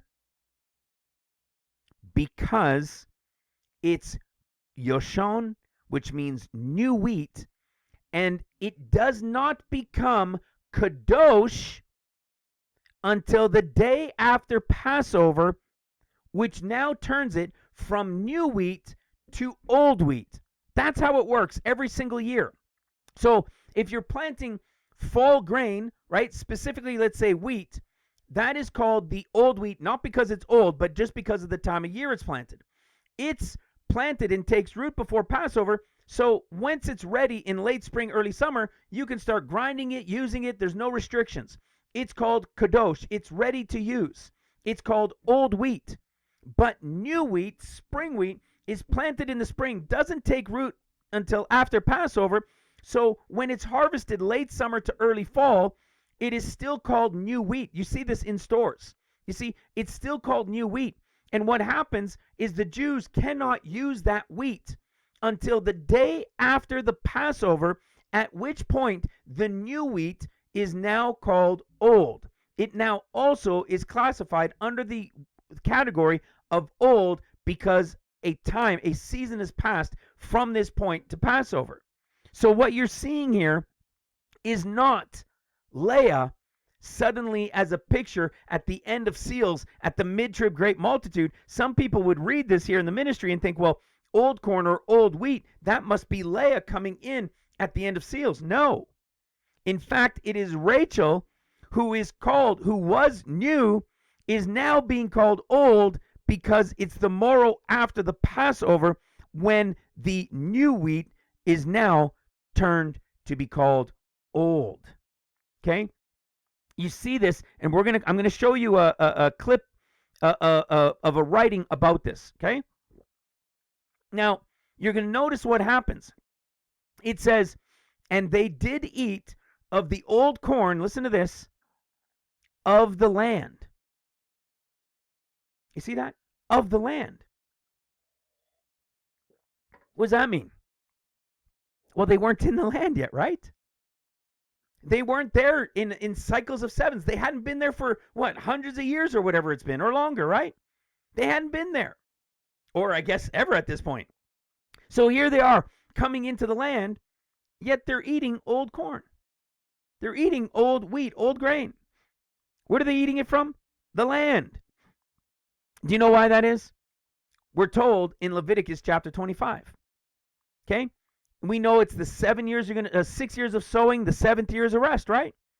And look what happens. In the 7th year shall be a Sabbath of rest unto the land, that which groweth of its own accord of thy harvest, thou shalt not reap, neither gather the grapes of the vine undressed, for it is a year of rest unto the land. Now listen to verse 6.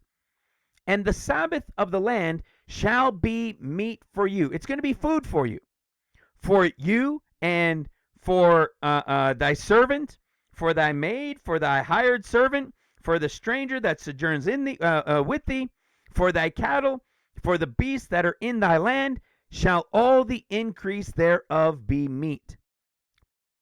What are they to do in the 7th year Sabbath?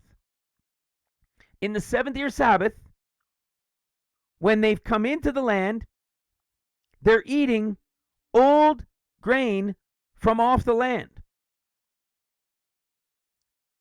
You see what's happening? It's a Sabbath year. They're eating whatever has just been growing off the land. This is your evidence that they came in a Sabbath year. This is the evidence. They're eating from the grain of the land. Now, can you say that, well, of course they were. They weren't in the land, so of course they weren't planting all of it, so they're just going to eat the grain of whatever grew. Yeah, you could say that, but when you understand how there's always a Sabbath of cycles of sevens that are never ending from creation until the end, then when they came into the land, just like when Israel came into the land in 1948, it had to be a Sabbath year. Because when they first came into the land, what do they then do that fall? They start a cycle of sowing and reaping, which is exactly what happened in 1948. So what do you think the chances are that when they came into the land in Joshua, when he took them over into the promised land, what do you think the chances are that it was a Sabbath when they came into the land? Just like 1948. Of course it had to be a Sabbath, because obviously when they come into the land, then, like it says in Leviticus 25, then the land that I gave unto you shall be 6 years of sowing and the 7th year rest. So of course it's already telling them, here they are, come into the land, which means they're going to have to start a new cycle of sevens. But what I'm telling you is, just as we showed in 1948, not only is it that, yes, it would start a new cycle of sevens that fall, but in fact, in the great big picture of cycles of sevens that have never ended, it should also equal a 7, just as 1948 did. Just as we showed in the prophetic picture of going from Moses to Joshua is seals to trumpets, that Joshua is the picture of Yeshua and coming at the end of the 6th year, and Moses dying, and Joshua, Jesus, taking over. That when he takes over, he's going to bring in the great multitude in the Sabbath year of the 7th day of unleavened bread, as the 7th year of seals in the Sabbath year. The same prophetic picture of it being the Sabbath year in the end of days as the 7th year of seals is another confirmation that when they came into the land and crossed over and they were eating from it, it was unequivocally also to be a Sabbath year. Not because they were in the land already running cycles of 7, but because in the picture of all of creation from beginning to end, there's a cycle of 7s that are constantly running. And if in the end of days it equals the 7th year rest, and at the time of Passover, and if it equaled the 7th year rest when they came in 1948, and all of these counts came from a count of Christ, then we should be able to count back from Christ to this year and see whether it was year 1, 2, 3, 4, 5, 6, or 7. You see? We already know that it obviously had to be like a year 0 because they weren't there. And then this fall from this year is when they would start sowing and reaping. Of course. Of course. But in the great cycle of 7s, it should also equal a 7.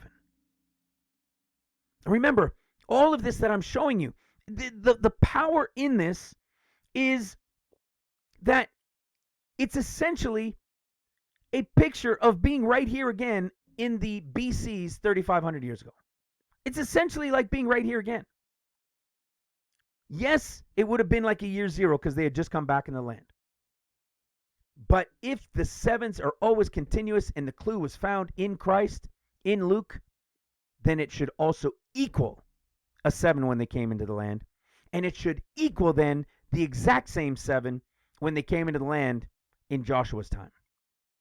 Because in the prophetic, it also equals the 7th year at the time of Passover. Joshua's time is in a 7th year Sabbath cycle. It is the 7th year. And when is it? It's Passover. It's Passover in a Sabbath year. And the end of days, Joshua, Yeshua, the Lord, Messiah ben Ephraim, as the ox of the tribe of Ephraim, is coming as Joshua, Yeshua.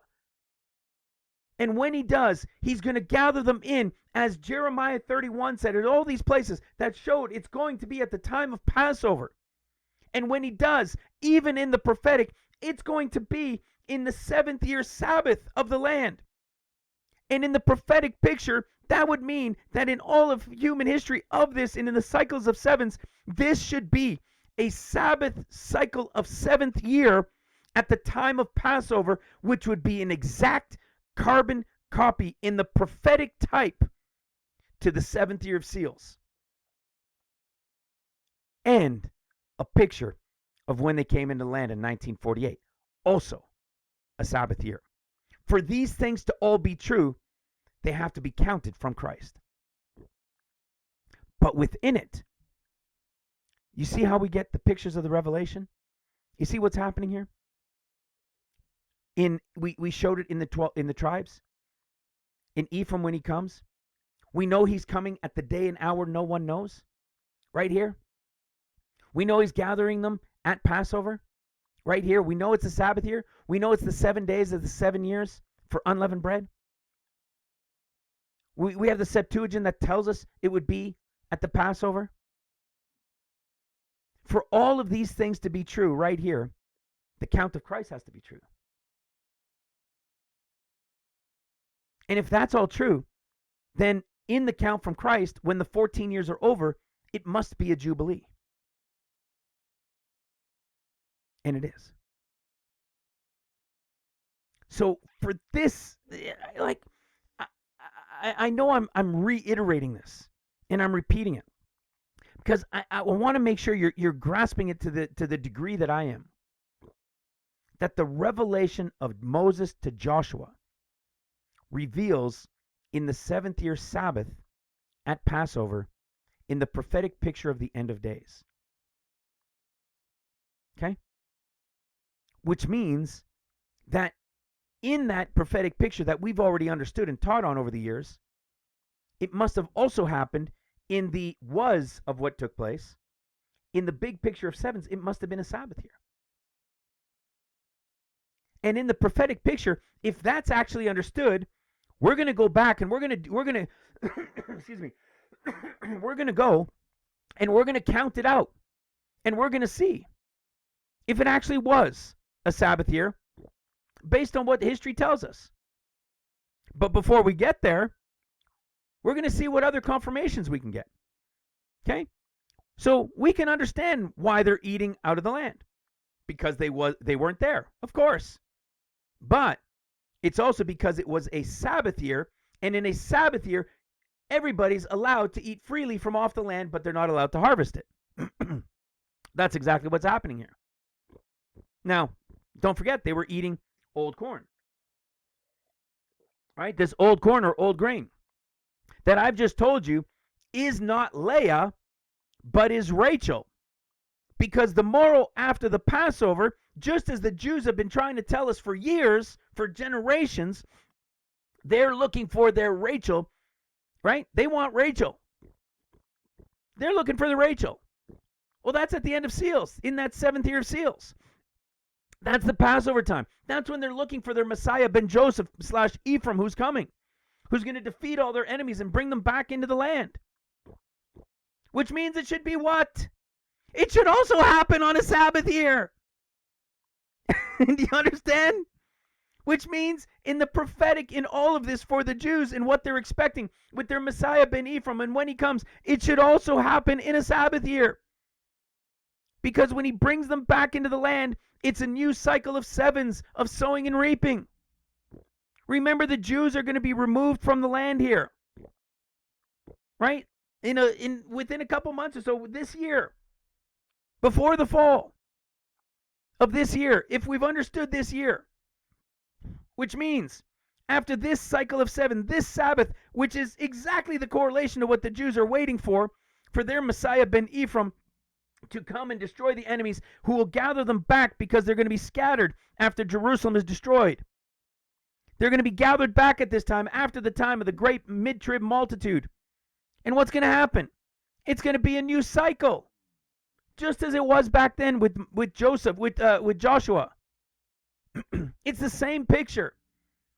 And it's the Rachel who is now become old because of the cycle of the new wheat and how it becomes old wheat on the morrow after the Passover. This is why we see the Jews when they count with grain, right? When they count where they have the ephah of grain. And they count, what do they call that? Had a brain fart. You know what I'm talking about, right? They count the 50 days and they count it from the morrow after the Passover. And we always say, why would they be counting the 7 weeks of unleavened bread? The 7 weeks of the Feast of Weeks from the day after Passover when they can't put the sickle to the wheat because there is no wheat ready. You see, it's 7 Sabbaths. And then it's the Feast of Weeks and the counting of 7 weeks. Okay? There are 2 counts there We've shown that in Leviticus 23. But what they always do, again, something we've taught on years ago, this is the count that they use because they're always focused on Rachel. You see, they never wanted, even Jews to this day, they won't leave the veil over the bride for the fear of being duped like Jacob was and getting Leah instead of Rachel. This is the exact same period of time in the prophetic history of, in the prophetic future of what's coming, of the Jews waiting for their Rachel, their new wheat, which it now becomes old and is ready to consume, is ready to now reap, is ready to now use, is what's happening. Okay? Let me show you this. This is something I've shared with you guys before. Remember this?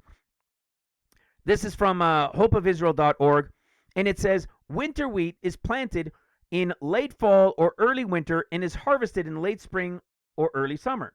Since winter wheat is planted before Passover and is harvested after Passover, it is called Yoshon. Okay, sorry, I mixed up the Yoshon and Kodosh. I always do that. I'm sorry. So it's called Yoshon. Okay? Winter wheat is also another term for it is called old wheat, like Leah, the older. And it says spring wheat is planted in the spring and is harvested in late summer or early fall. This is Leah. Okay? Spring wheat, the new wheat. I'm sorry, Rachel. This is Rachel. Spring wheat is Rachel, and is the new wheat, the spring wheat, the new wheat, the younger. Okay, and it's harvested in late summer or early fall. Since spring wheat is usually planted after Passover, one must wait until the following Passover before the spring wheat becomes Yoshon. You see that? This is exactly what I was just telling you. The Yoshon, the winter wheat, is, you can eat it right away. There are no restrictions. It is called old wheat. It is the Leah, okay, what they call old grain. But the new wheat, the spring wheat, even though it's harvested late summer or early fall, they cannot use it until the day after the following Passover. It now becomes what? Yoshon, which means what? It now goes from, see, since the spring wheat, which was kadosh, you see, it's kadosh when it reaches the market at summer's end, but it's restricted to eat until the following Passover, at which point it's now called old, which means yoshon. That means old wheat. Kadosh means kadosh means new. Okay, that is what's happening here. This is what you're seeing them eat. You're seeing them. We know. I want you to understand. We know that this is prophetically the 7th year of seals. In the 7th year of seals, in the Sabbath year, in the prophetic, at the time of the mid-trib great multitude coming in at Passover, this is telling us that it'll be in the week of Passover, which the 7 years of seals were a picture of the 7 days of Passover of unleavened bread. And we know that the old wheat, the old grain, winter wheat, has already gone pre-trib. And that the 7 years that he still had to serve, even though he got Rachel, he still had to serve 7 more years before she officially became his. That is your 7th year of seals. And we know that from the end of the 6th year of seals, you see that? From the end of that 6th year of seals right here, at the coming of the Lord, at the day and hour no one knows, what's going to happen? The mid-trib great multitude, you see, this is the end of the harvest. This is the time of harvest. This is the new wheat, the Rachel, this period coming to an end, and the harvest time coming. But it cannot be used, it cannot be observed until what? Until Passover. Until the new becomes old. And the new becomes old on the 2nd day of Passover, on the morrow after the Passover. This is an exact picture of the mid-trib great multitude at Passover, new wheat harvest that we've been teaching about for years. That's going to happen in the 7th year when the new becomes old. And here they are, when the new becomes old on the morrow after the Passover, eating the grain from the land because it had to have been a Sabbath year in the big cycle of sevens, though it would automatically be like a year zero because they hadn't yet been in the land. But guess what? We can still take it a step further. Listen to what verse 12 says. And the manna, listen carefully, and the manna ceased on the morrow after they had eaten of the old corn of the land. Neither had the children of Israel manna any more, but they did eat of the fruit of the land of Canaan that year. Did they plant anything that year? Nope. But what did they get to do? They got to eat off the fruit of the land of what was already planted. In a Sabbath year, people are able to go and just simply eat off the land without harvesting. Hello! That's your Sabbath, isn't it? Everything in this has unequivocally told us it had to be a Sabbath year. All of it.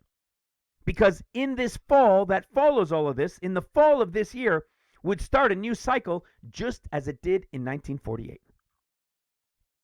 Not only because it had to, because they weren't in the land yet, but because in the great cycle of sevens, it needs to also equal a 7. Now, you see, in 1948, when it did, that was just powerful for us because it proved something that it had to be there. But this whole revelation, we already understood it. We understood it already had to be the 7th year. It already had to be in a Sabbath year. As the 7th day to the 7th year of unleavened bread. We already knew this. But what we didn't know is that historically, this was also going to have to be, in the great cycle of sevens, a 7th year Sabbath. Oh, but that's not it. What about the manna? You notice that once they ate it, the manna stopped. Are you ready for this? Are you sure you're ready for this? Because it gets even better. What do we know about the 7 churches of the end of days? Right? What about the end of days 7 churches? We know that this is the beginning. The pre-trib happens and the new apostolic age begins in the time of the espousals. We know Smyrna, this is the coming of the white horse rider, the Son of Man in Luke's discourse. This is the remnant group of workers. The wandering and the persecution is going to start even at the start of those 40 days. Pergamum is the equivalent of when the beast gets his power for 42 months. This is Mark's discourse when they flee into the wilderness and the 42 months begin as the story of Moses. Well, isn't that interesting? We've taught on this before too, haven't we? You see how all of it, this is my point, that in all of this, every single one of these parts, of all of these different parts and pieces of the revelations that we've been piecing together, spirit-led over all of these years, are all in their exact prophetic place, picture after picture, piece after piece, always in order. It is the revelation, brothers and sisters. Now, let me show you with this one. You know the story of the 7 churches. We know that this Pergamum story is when the beast gets his power of Revelation 13 for 42 months. We know it's the equivalent of what we were saying at the beginning. This is Mark's discourse when they're to flee into the wilderness because the beast getting his power for 42 months. And this is also what? The period of, ding, ding, ding, Israel's wilderness. When they were in the wilderness period at the 42 stations. You see how perfectly aligned that is? Well, guess what? At this time of Pergamum, which is the equivalent of fleeing into the wilderness, okay? It's the equivalent of Mark's discourse that we spoke about. It's their time of fleeing into the wilderness, the beginning of the 42 months. Let's go look at what Pergamum tells us, which is the prophetic fleeing into the wilderness of the end of days when the beast gets his power for 42 months. What do we know happens? It's the time of martyrs. We know that it says, I know where Satan's seat is. And what do we see shows up? Look at who shows up. Revelation 2:14. But I have a few things against thee, because thou hast there them that hold the doctrine of Balaam, who taught Balak to cast a stumbling block before the children of Israel, and to eat things sacrificed unto idols, and to commit fornication. Balaam and Balak are the picture of the beast and the false prophet, the Antichrist and the false prophet of the end of days. When he gets his power, his seat is Satan's authority, and his seat in his power. Just like Revelation 13 told us. You see, in Revelation chapter 13, when the beast gets his power for 42 months, the same equivalent of when Moses and them fled into the wilderness, what do we find out? It says in Revelation 13:2, the dragon gave him his power and, listen to this, his seat and great authority. Okay? And this is when he gets that 42 months. This is, if you keep reading, of course, in Revelation 13, then you see the false prophet who's there and getting everybody to worship him. So what are they doing? Satan's seat is now being given to the beast. The false prophet is getting everybody to eat things sacrificed unto idols because they're worshiping now the beast. This is the mid-trib. This is the time of the 42 months when the power and the authority of the beast comes. It's the same picture of Moses at the time of their fleeing into the wilderness. When they fled into the wilderness, what did the Lord God do to feed them? During those 42 stations in the wilderness, what did the Lord God feed them? Right? Was manna one of those things that he fed them? Manna sure was one of those things, wasn't it? The Lord God fed them manna in the wilderness until what? Until we just saw in chapter 5, Joshua, right? The Lord leads them over. Joshua takes them over. And when they get there, at the time of Passover, on the morrow after the Passover, at the time when new grain becomes old grain, they're eating it from off the land, and manna is no longer being given to them because now they're going to start eating off the land. When did the manna start? When they had to flee in the wilderness for the 42 stations. As the end of days, they flee from the 42 months of the beast. Well, the fleeing time is Pergamum, when the beast gets his power, which is the time of martyrs, when Satan's seat is given to the beast, and the false prophet has everybody eat and do things, sacrifice unto the beast in worshiping him. And for those who flee into the wilderness of these places of refuge during this 42-month period, what do you think the Lord's going to do? How about provide of the hidden manna? Revelation chapter 2, verse 17. He that has an ear, let him hear what the Spirit saith unto the churches. To him that overcometh will I give to eat of the hidden manna. Do you think it's just a coincidence that in the Revelation we've revealed in the 7 churches and how they play out in the end of days, that the church of Pergamum, which is the direct connection to the beast getting his power and his authority for 42 months, in Mark's discourse at the time of the fleeing into the wilderness at the abomination of the mark of the beast, which is the timing of the 42 months, is the same prophetic timing picture of Passover, of when they fled in Moses' day and ended up in 42 stations in the wilderness. And during that time, the Lord fed them manna. And we see in the exact same account of the prophetic is to come, at this point, when they flee for the 42 months, the Lord is going to provide for them of the hidden manna. When do you think this provision of the hidden manna is going to end? You think maybe at the mid-trib, great multitude rapture, when the Lord takes them into heavenly Mount Zion and Israel back into the land? Look at what it says at Revelation 7, verse 16, at the great multitude. They shall hunger no more, neither thirst any more, neither shall the sun light on them, nor any heat. For the Lamb which is in the midst of the throne shall feed them, and shall lead them into the living fountains of waters, and God shall wipe away all tears from their eyes. Who's going to feed them now? The Lord's going to feed them. He's going to lead them, by the way. This is the group going in the mid-trib great multitude. You see, with the Lord now there and them being back into the land, they're going to start eating off the land. And what are they going to start doing? What are they going to start doing? Don't you see it? What are they going to start doing? It was a Sabbath year, which means now they're being brought back into the land. The mid-trib great multitude happens at the Passover. And then Israel, natural Israel, and Judah are brought back in. And what's it going to start? A new cycle of 7. What do? They're going to start sowing and reaping.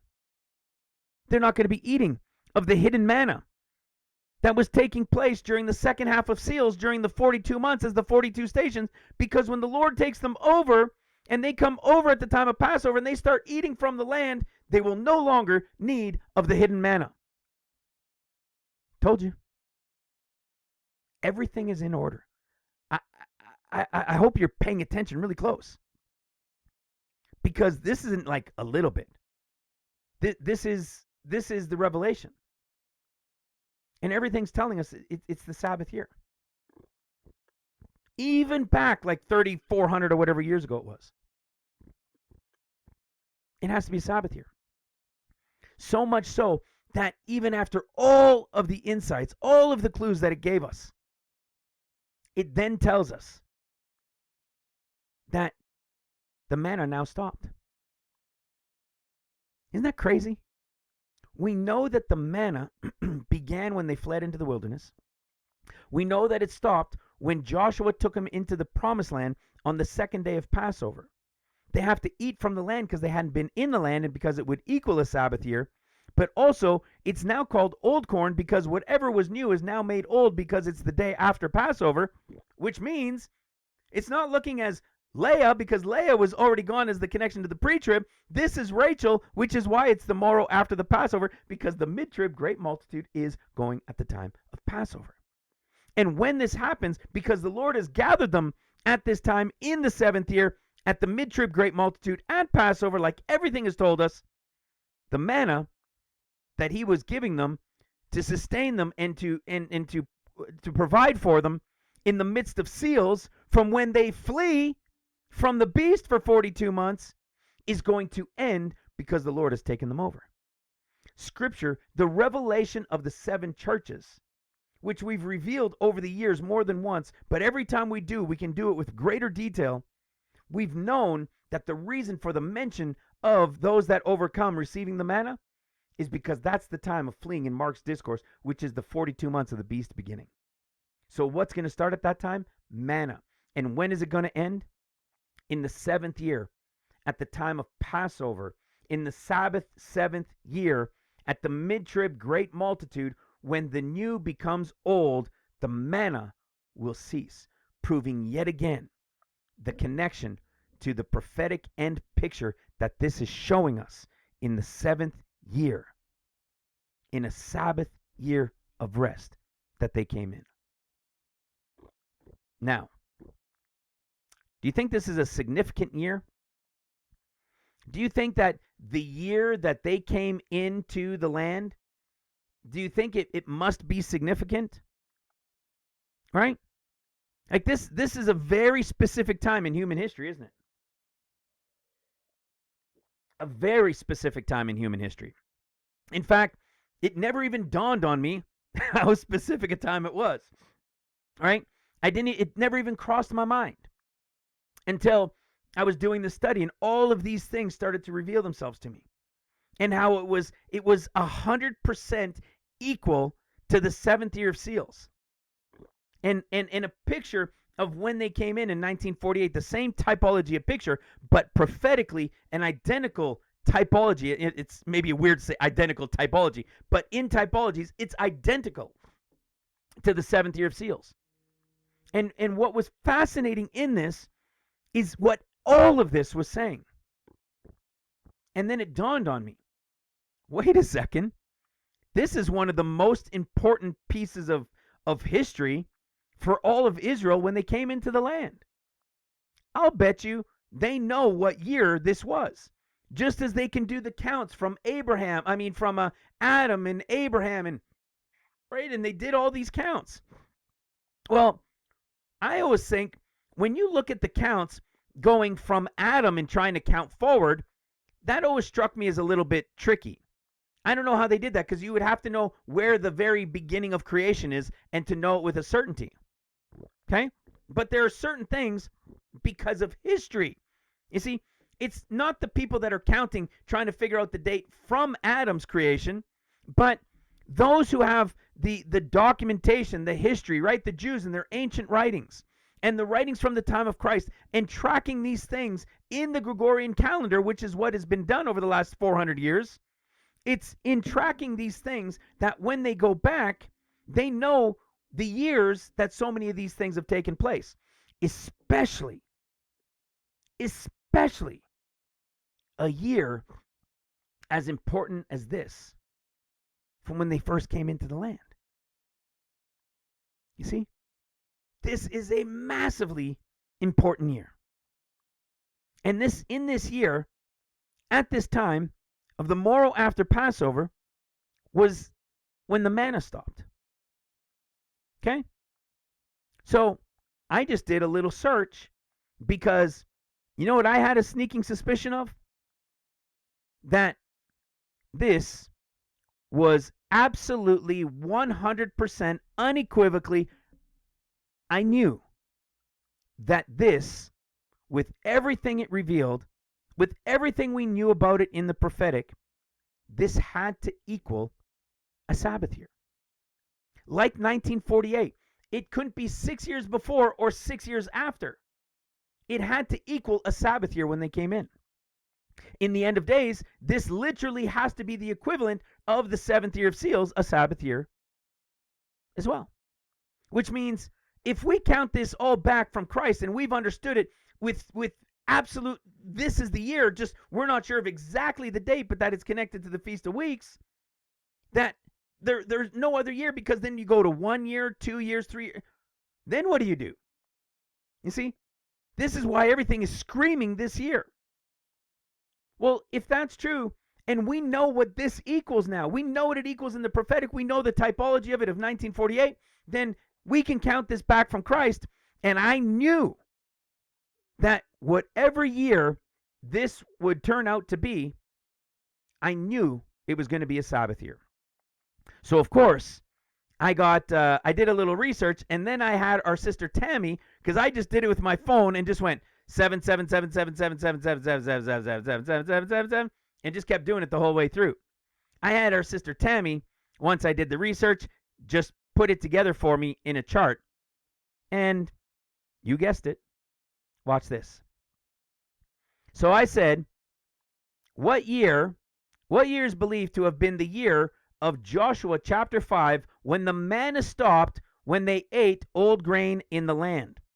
So on the 16th day of the first month immediately following the Passover, I would say it's the 15th, when the Israelites produced old grain from off the land of Canaan. Many scholars believe this took place 1406 to 1407 BC. 1406 to 1407 BC. And one of the big counts, which is straightforward to do, is because another big year in history was, of course, the Exodus, which they've understood to be at about 1446 BC, for which the Exodus was 40 years. So this isn't just some people guesstimating.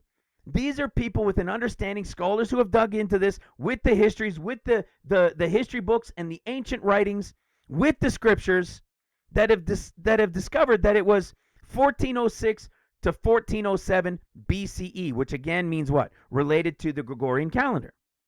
Okay, if that's true, watch this.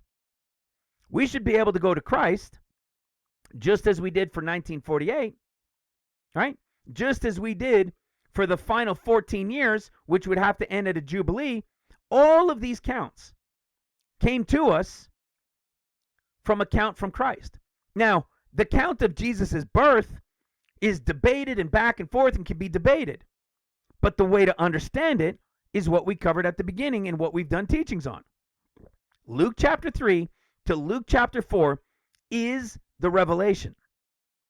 Once you understand the 15th year of Tiberius Caesar, and it can only be 25, 26 to 28, 29, somewhere in that range, and we're in the final range count of 29, which means it had to have happened in 29. Otherwise, it would be in 30 or 31 or 32, and there is no biblical evidence, nor is there any historical evidence, because everything starts to fall apart with all of the other writings and leaders that came next, you see?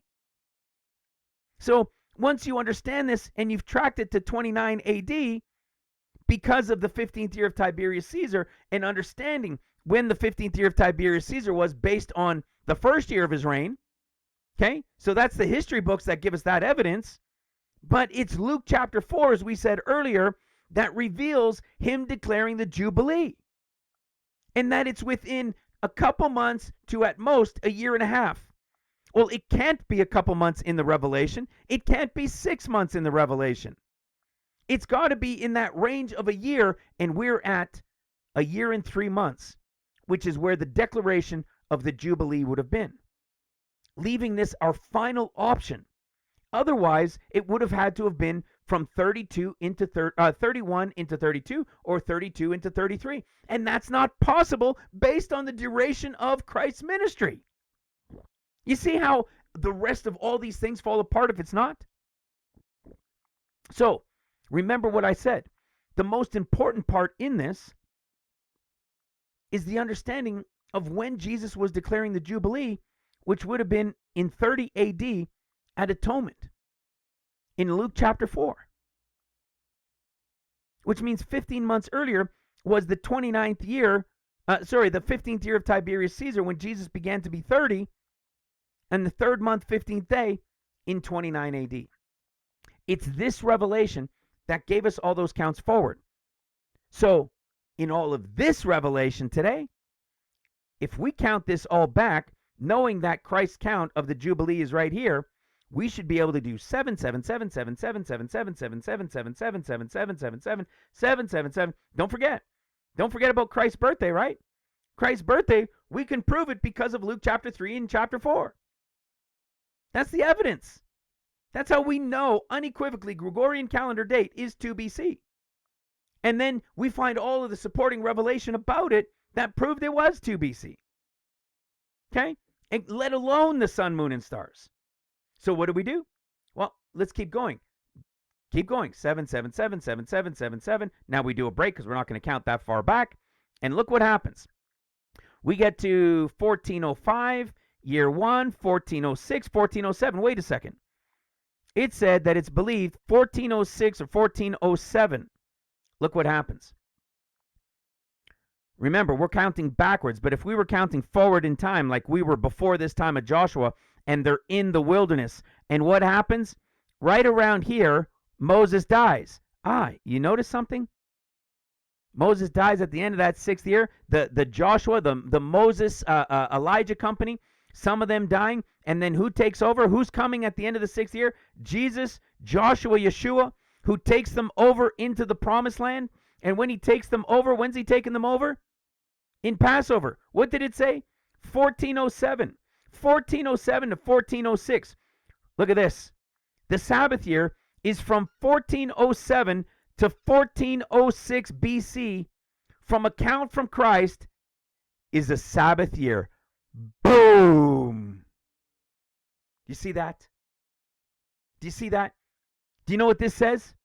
Right here at this Passover, right here in the midst of 1406 is the Sabbath year, when they crossed over on dry land, and it was the Passover, when the mid-trib great multitude equivalent comes in, and they ate of the old grain, because the new grain, Rachel, is now become old the morrow after the Sabbath, and the manna stops, which manna was being given for 42 stations in the wilderness, or the 42 months of seals, until the death of Moses and the Lord, Joshua, Yeshua Messiah, in the 7th year of seals, bringing them in at the time of Passover and will now provide for them that there will be no longer need for manna. And the history, the documents of history, the ancient writings said that it was from 1407 to 1406. If the count from Christ is accurate that we have understood and how perfectly it accounts going forward and goes back accounting to his birth, then we should have been able to account for it going all the way back to this time, and it should have landed on a Sabbath. It could not have been a 1, 2, 3, 4, 5, or 6, nor could it have been a 6, 5, 4, 3, 2, or 1.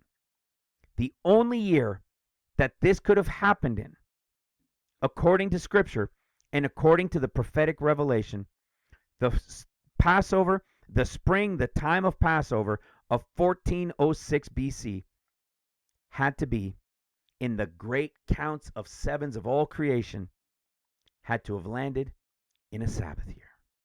Just like 1948, when they came into the land, had to be a Sabbath year, because what did they start doing that fall? Sowing and reaping in a new cycle of 7. What does this equal in the end of days?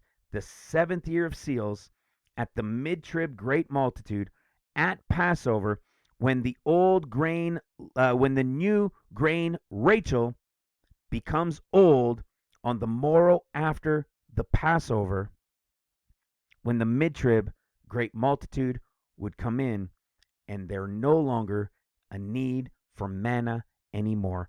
Brothers and sisters, not only does this incredible revelation of the count from Christ go all the way back and prove itself out in the count from Joshua taking over and it being a Sabbath year, but it also proves out the prophetic revelation of the Moses to Joshua time of them being in a Sabbath year, being the equivalent of the mid-trib great multitude rapture in the 7th year of seals at Passover on the morrow after the Sabbath, when the new becomes old, when the Rachel now becomes old, and the time of hers has been fulfilled, and the Lord will no longer provide them of the manna in the wilderness from the 42 months, because now he will be there with them, providing and watching over them all in the 7th year of seals. I want you to understand how powerful this is. You understand we have to be in the 8th, which we are. Israel had to come in a 7th. Joshua, when he took them over, it had to be in a 7th. In the end of days, the equivalent of all of it equals the 7th year of seals, which we know already had to be in the 7th year, which is the 7th day of unleavened bread, which is all connected to Passover. And everywhere we've shown these revelations, it equals the mid-trib, as the Rachel coming in, being new, turning to old, would be at the time of Passover, and that at Passover it would be in a Sabbath year, in the 7th Sabbath year of the 7th year of seals. And it turns out in history, it equaled the same prophetic, it was the same timing. This is, I don't know what to say. How can this all be right and it not be? I want you to understand, nothing was out of place. Not a single year count was out of track. Everything that it showed prophetically, it equaled in history. All of it. Every single part and piece from the revelation of Luke 3 and Luke 4. Every part and piece going forward over 2,000 years to the final Jubilee at the end of tribulation, and going back, what, 1,400 plus years from Christ? How is that possible? How is that possible? How is it possible that it's all in order? All of it is on track. Everything equals what it's supposed to equal. How can all of that be true and it not be now? Let me just solidify this just a little bit more for you as I bring this to a full end. Okay? What happens after this time? So in this prophetic picture, here we are in the 7th year of seals. The mid-trib great multitude comes in at the time of Passover. It's the Rachel type, exactly as we knew. Now what happens? The Lord, right? Now you've got natural Israel and Judah. They've been brought back into the land. And we know that the temple is now going to start to be built on the foundation that was laid during seals, right? But what are these next 7 years? What are the next 7 years, right? From 8 through 14. There's still 7 more years of tribulation in the midst of the rebuilding, and then before the beast comes up out of the pit again, right? What's this next 7 years called after he brings them at Passover? What comes next? Well, first of all, it has to be a new cycle, right? Ding! There it is. It has to be a new cycle of 7s. Just like it was for them. Soon as that fall comes, it's a new cycle of sowing and reaping. Check. That's done even in the prophetic. But what is it in the prophetic besides just a new cycle of 7s, the final 7? It's the 7 years of trumpets, right? I know you're thinking I'm really belating that. I'm really beating this, right? But it's the 7 trumpets, is it not? Of course it is. We know after the 7 years of seals, then you have the 7 trumpet judgments. The 7 trumpets will happen after he brings them in. After the Joshua, Yeshua, Jesus type brings them in at Passover. When all of this is settled, it will then be a new cycle of 7s, and this final 7-year cycle will be the 7 trumpets. Are you ready? I'm really preparing you for this, okay? Here we are in Joshua chapter 5. You just saw this entire breakdown from verse 5 to 12 in the prophetic revelation of the end of days, crystal clear, revealing the 7th year as it was in all of these counts from Christ. If we've really understood this, can we even get a few more tidbits out of this? Okay, you sitting down? What are the chances that if we go into the next chapter of Joshua, there'll be some insight into 7 trumpets? Do you think? I hope you're sitting down. Let's go to Joshua chapter 6. Joshua chapter 6, the story of the fall of Jericho. You ready for this? Joshua chapter 6, verse 4. And 7 priests shall bear the ark. Shall bear before the ark 7 trumpets. Verse 6. And Joshua the son of Nun called the priests and said unto them, Take up the ark of the covenant, and let the 7 priests bear 7 trumpets. Verse 8. And it came to pass when Joshua had spoken unto the people that the 7 priests bearing the 7 trumpets. Oh, wait, one more. Let's go to verse 13. The 7 priests bearing the 7 trumpets. You getting the picture? You get the picture? Do you think it's just happenstance? After all of this revelation of the story of Moses and the prophetic picture of 42 stations to 42 months, the fleeing in Mark's discourse as the 42 months, to the picture of the 7 churches when the Lord would provide the manna, when the manna will be finished being provided because the Lord as the high priest and king, as Joshua, Yeshua coming as the tribe of Ephraim, as the ox, as the bull of Ephraim, at the end of the 6th year of seals, who will bring them in at the time of Passover, the mid-trib great multitude being revealed to us in a prophetic picture in Joshua chapter 5 is followed in the prophetic by 7 trumpet judgments that are coming, only to find out that in Joshua chapter 6, following the prophetic picture of the 7th year of seals, we're told about 7 trumpets in the following chapter. Come on. Do you think we can do this over and over, book after book, from the beginning of creation to the end of Revelation? Do you think this can continue to happen if it wasn't understood, if this wasn't the revelation? This is the revelation. And that was the revelation of the mid-trib great multitude. All of the pictures, all of the pieces that we have shared, that we've been revealing here over the years, has all told us the same thing.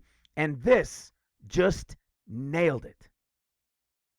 And it also gave us more evidence to the count of the revelation of Jesus Christ from Luke chapter 3 to Luke chapter 4, going all the way back to the literal year this happened in a Sabbath as the prophetic 7th year of seals will.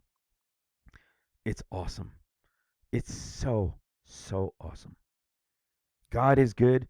His Spirit is leading in the Word always. Let us keep diligently seeking and searching.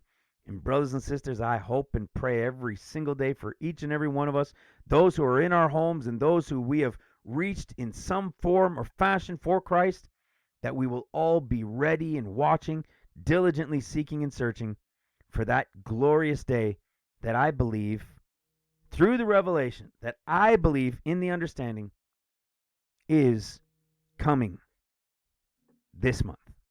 In my belief, in my heart, not a thus saith the Lord, but in the understanding of what has come so far in prophecy. And I sure hope to be prayerfully standing before him in his presence with you all, or girded about, ready to serve him upon his return. I love you. God bless you. God bless your families. We'll talk to you soon. Bye for now.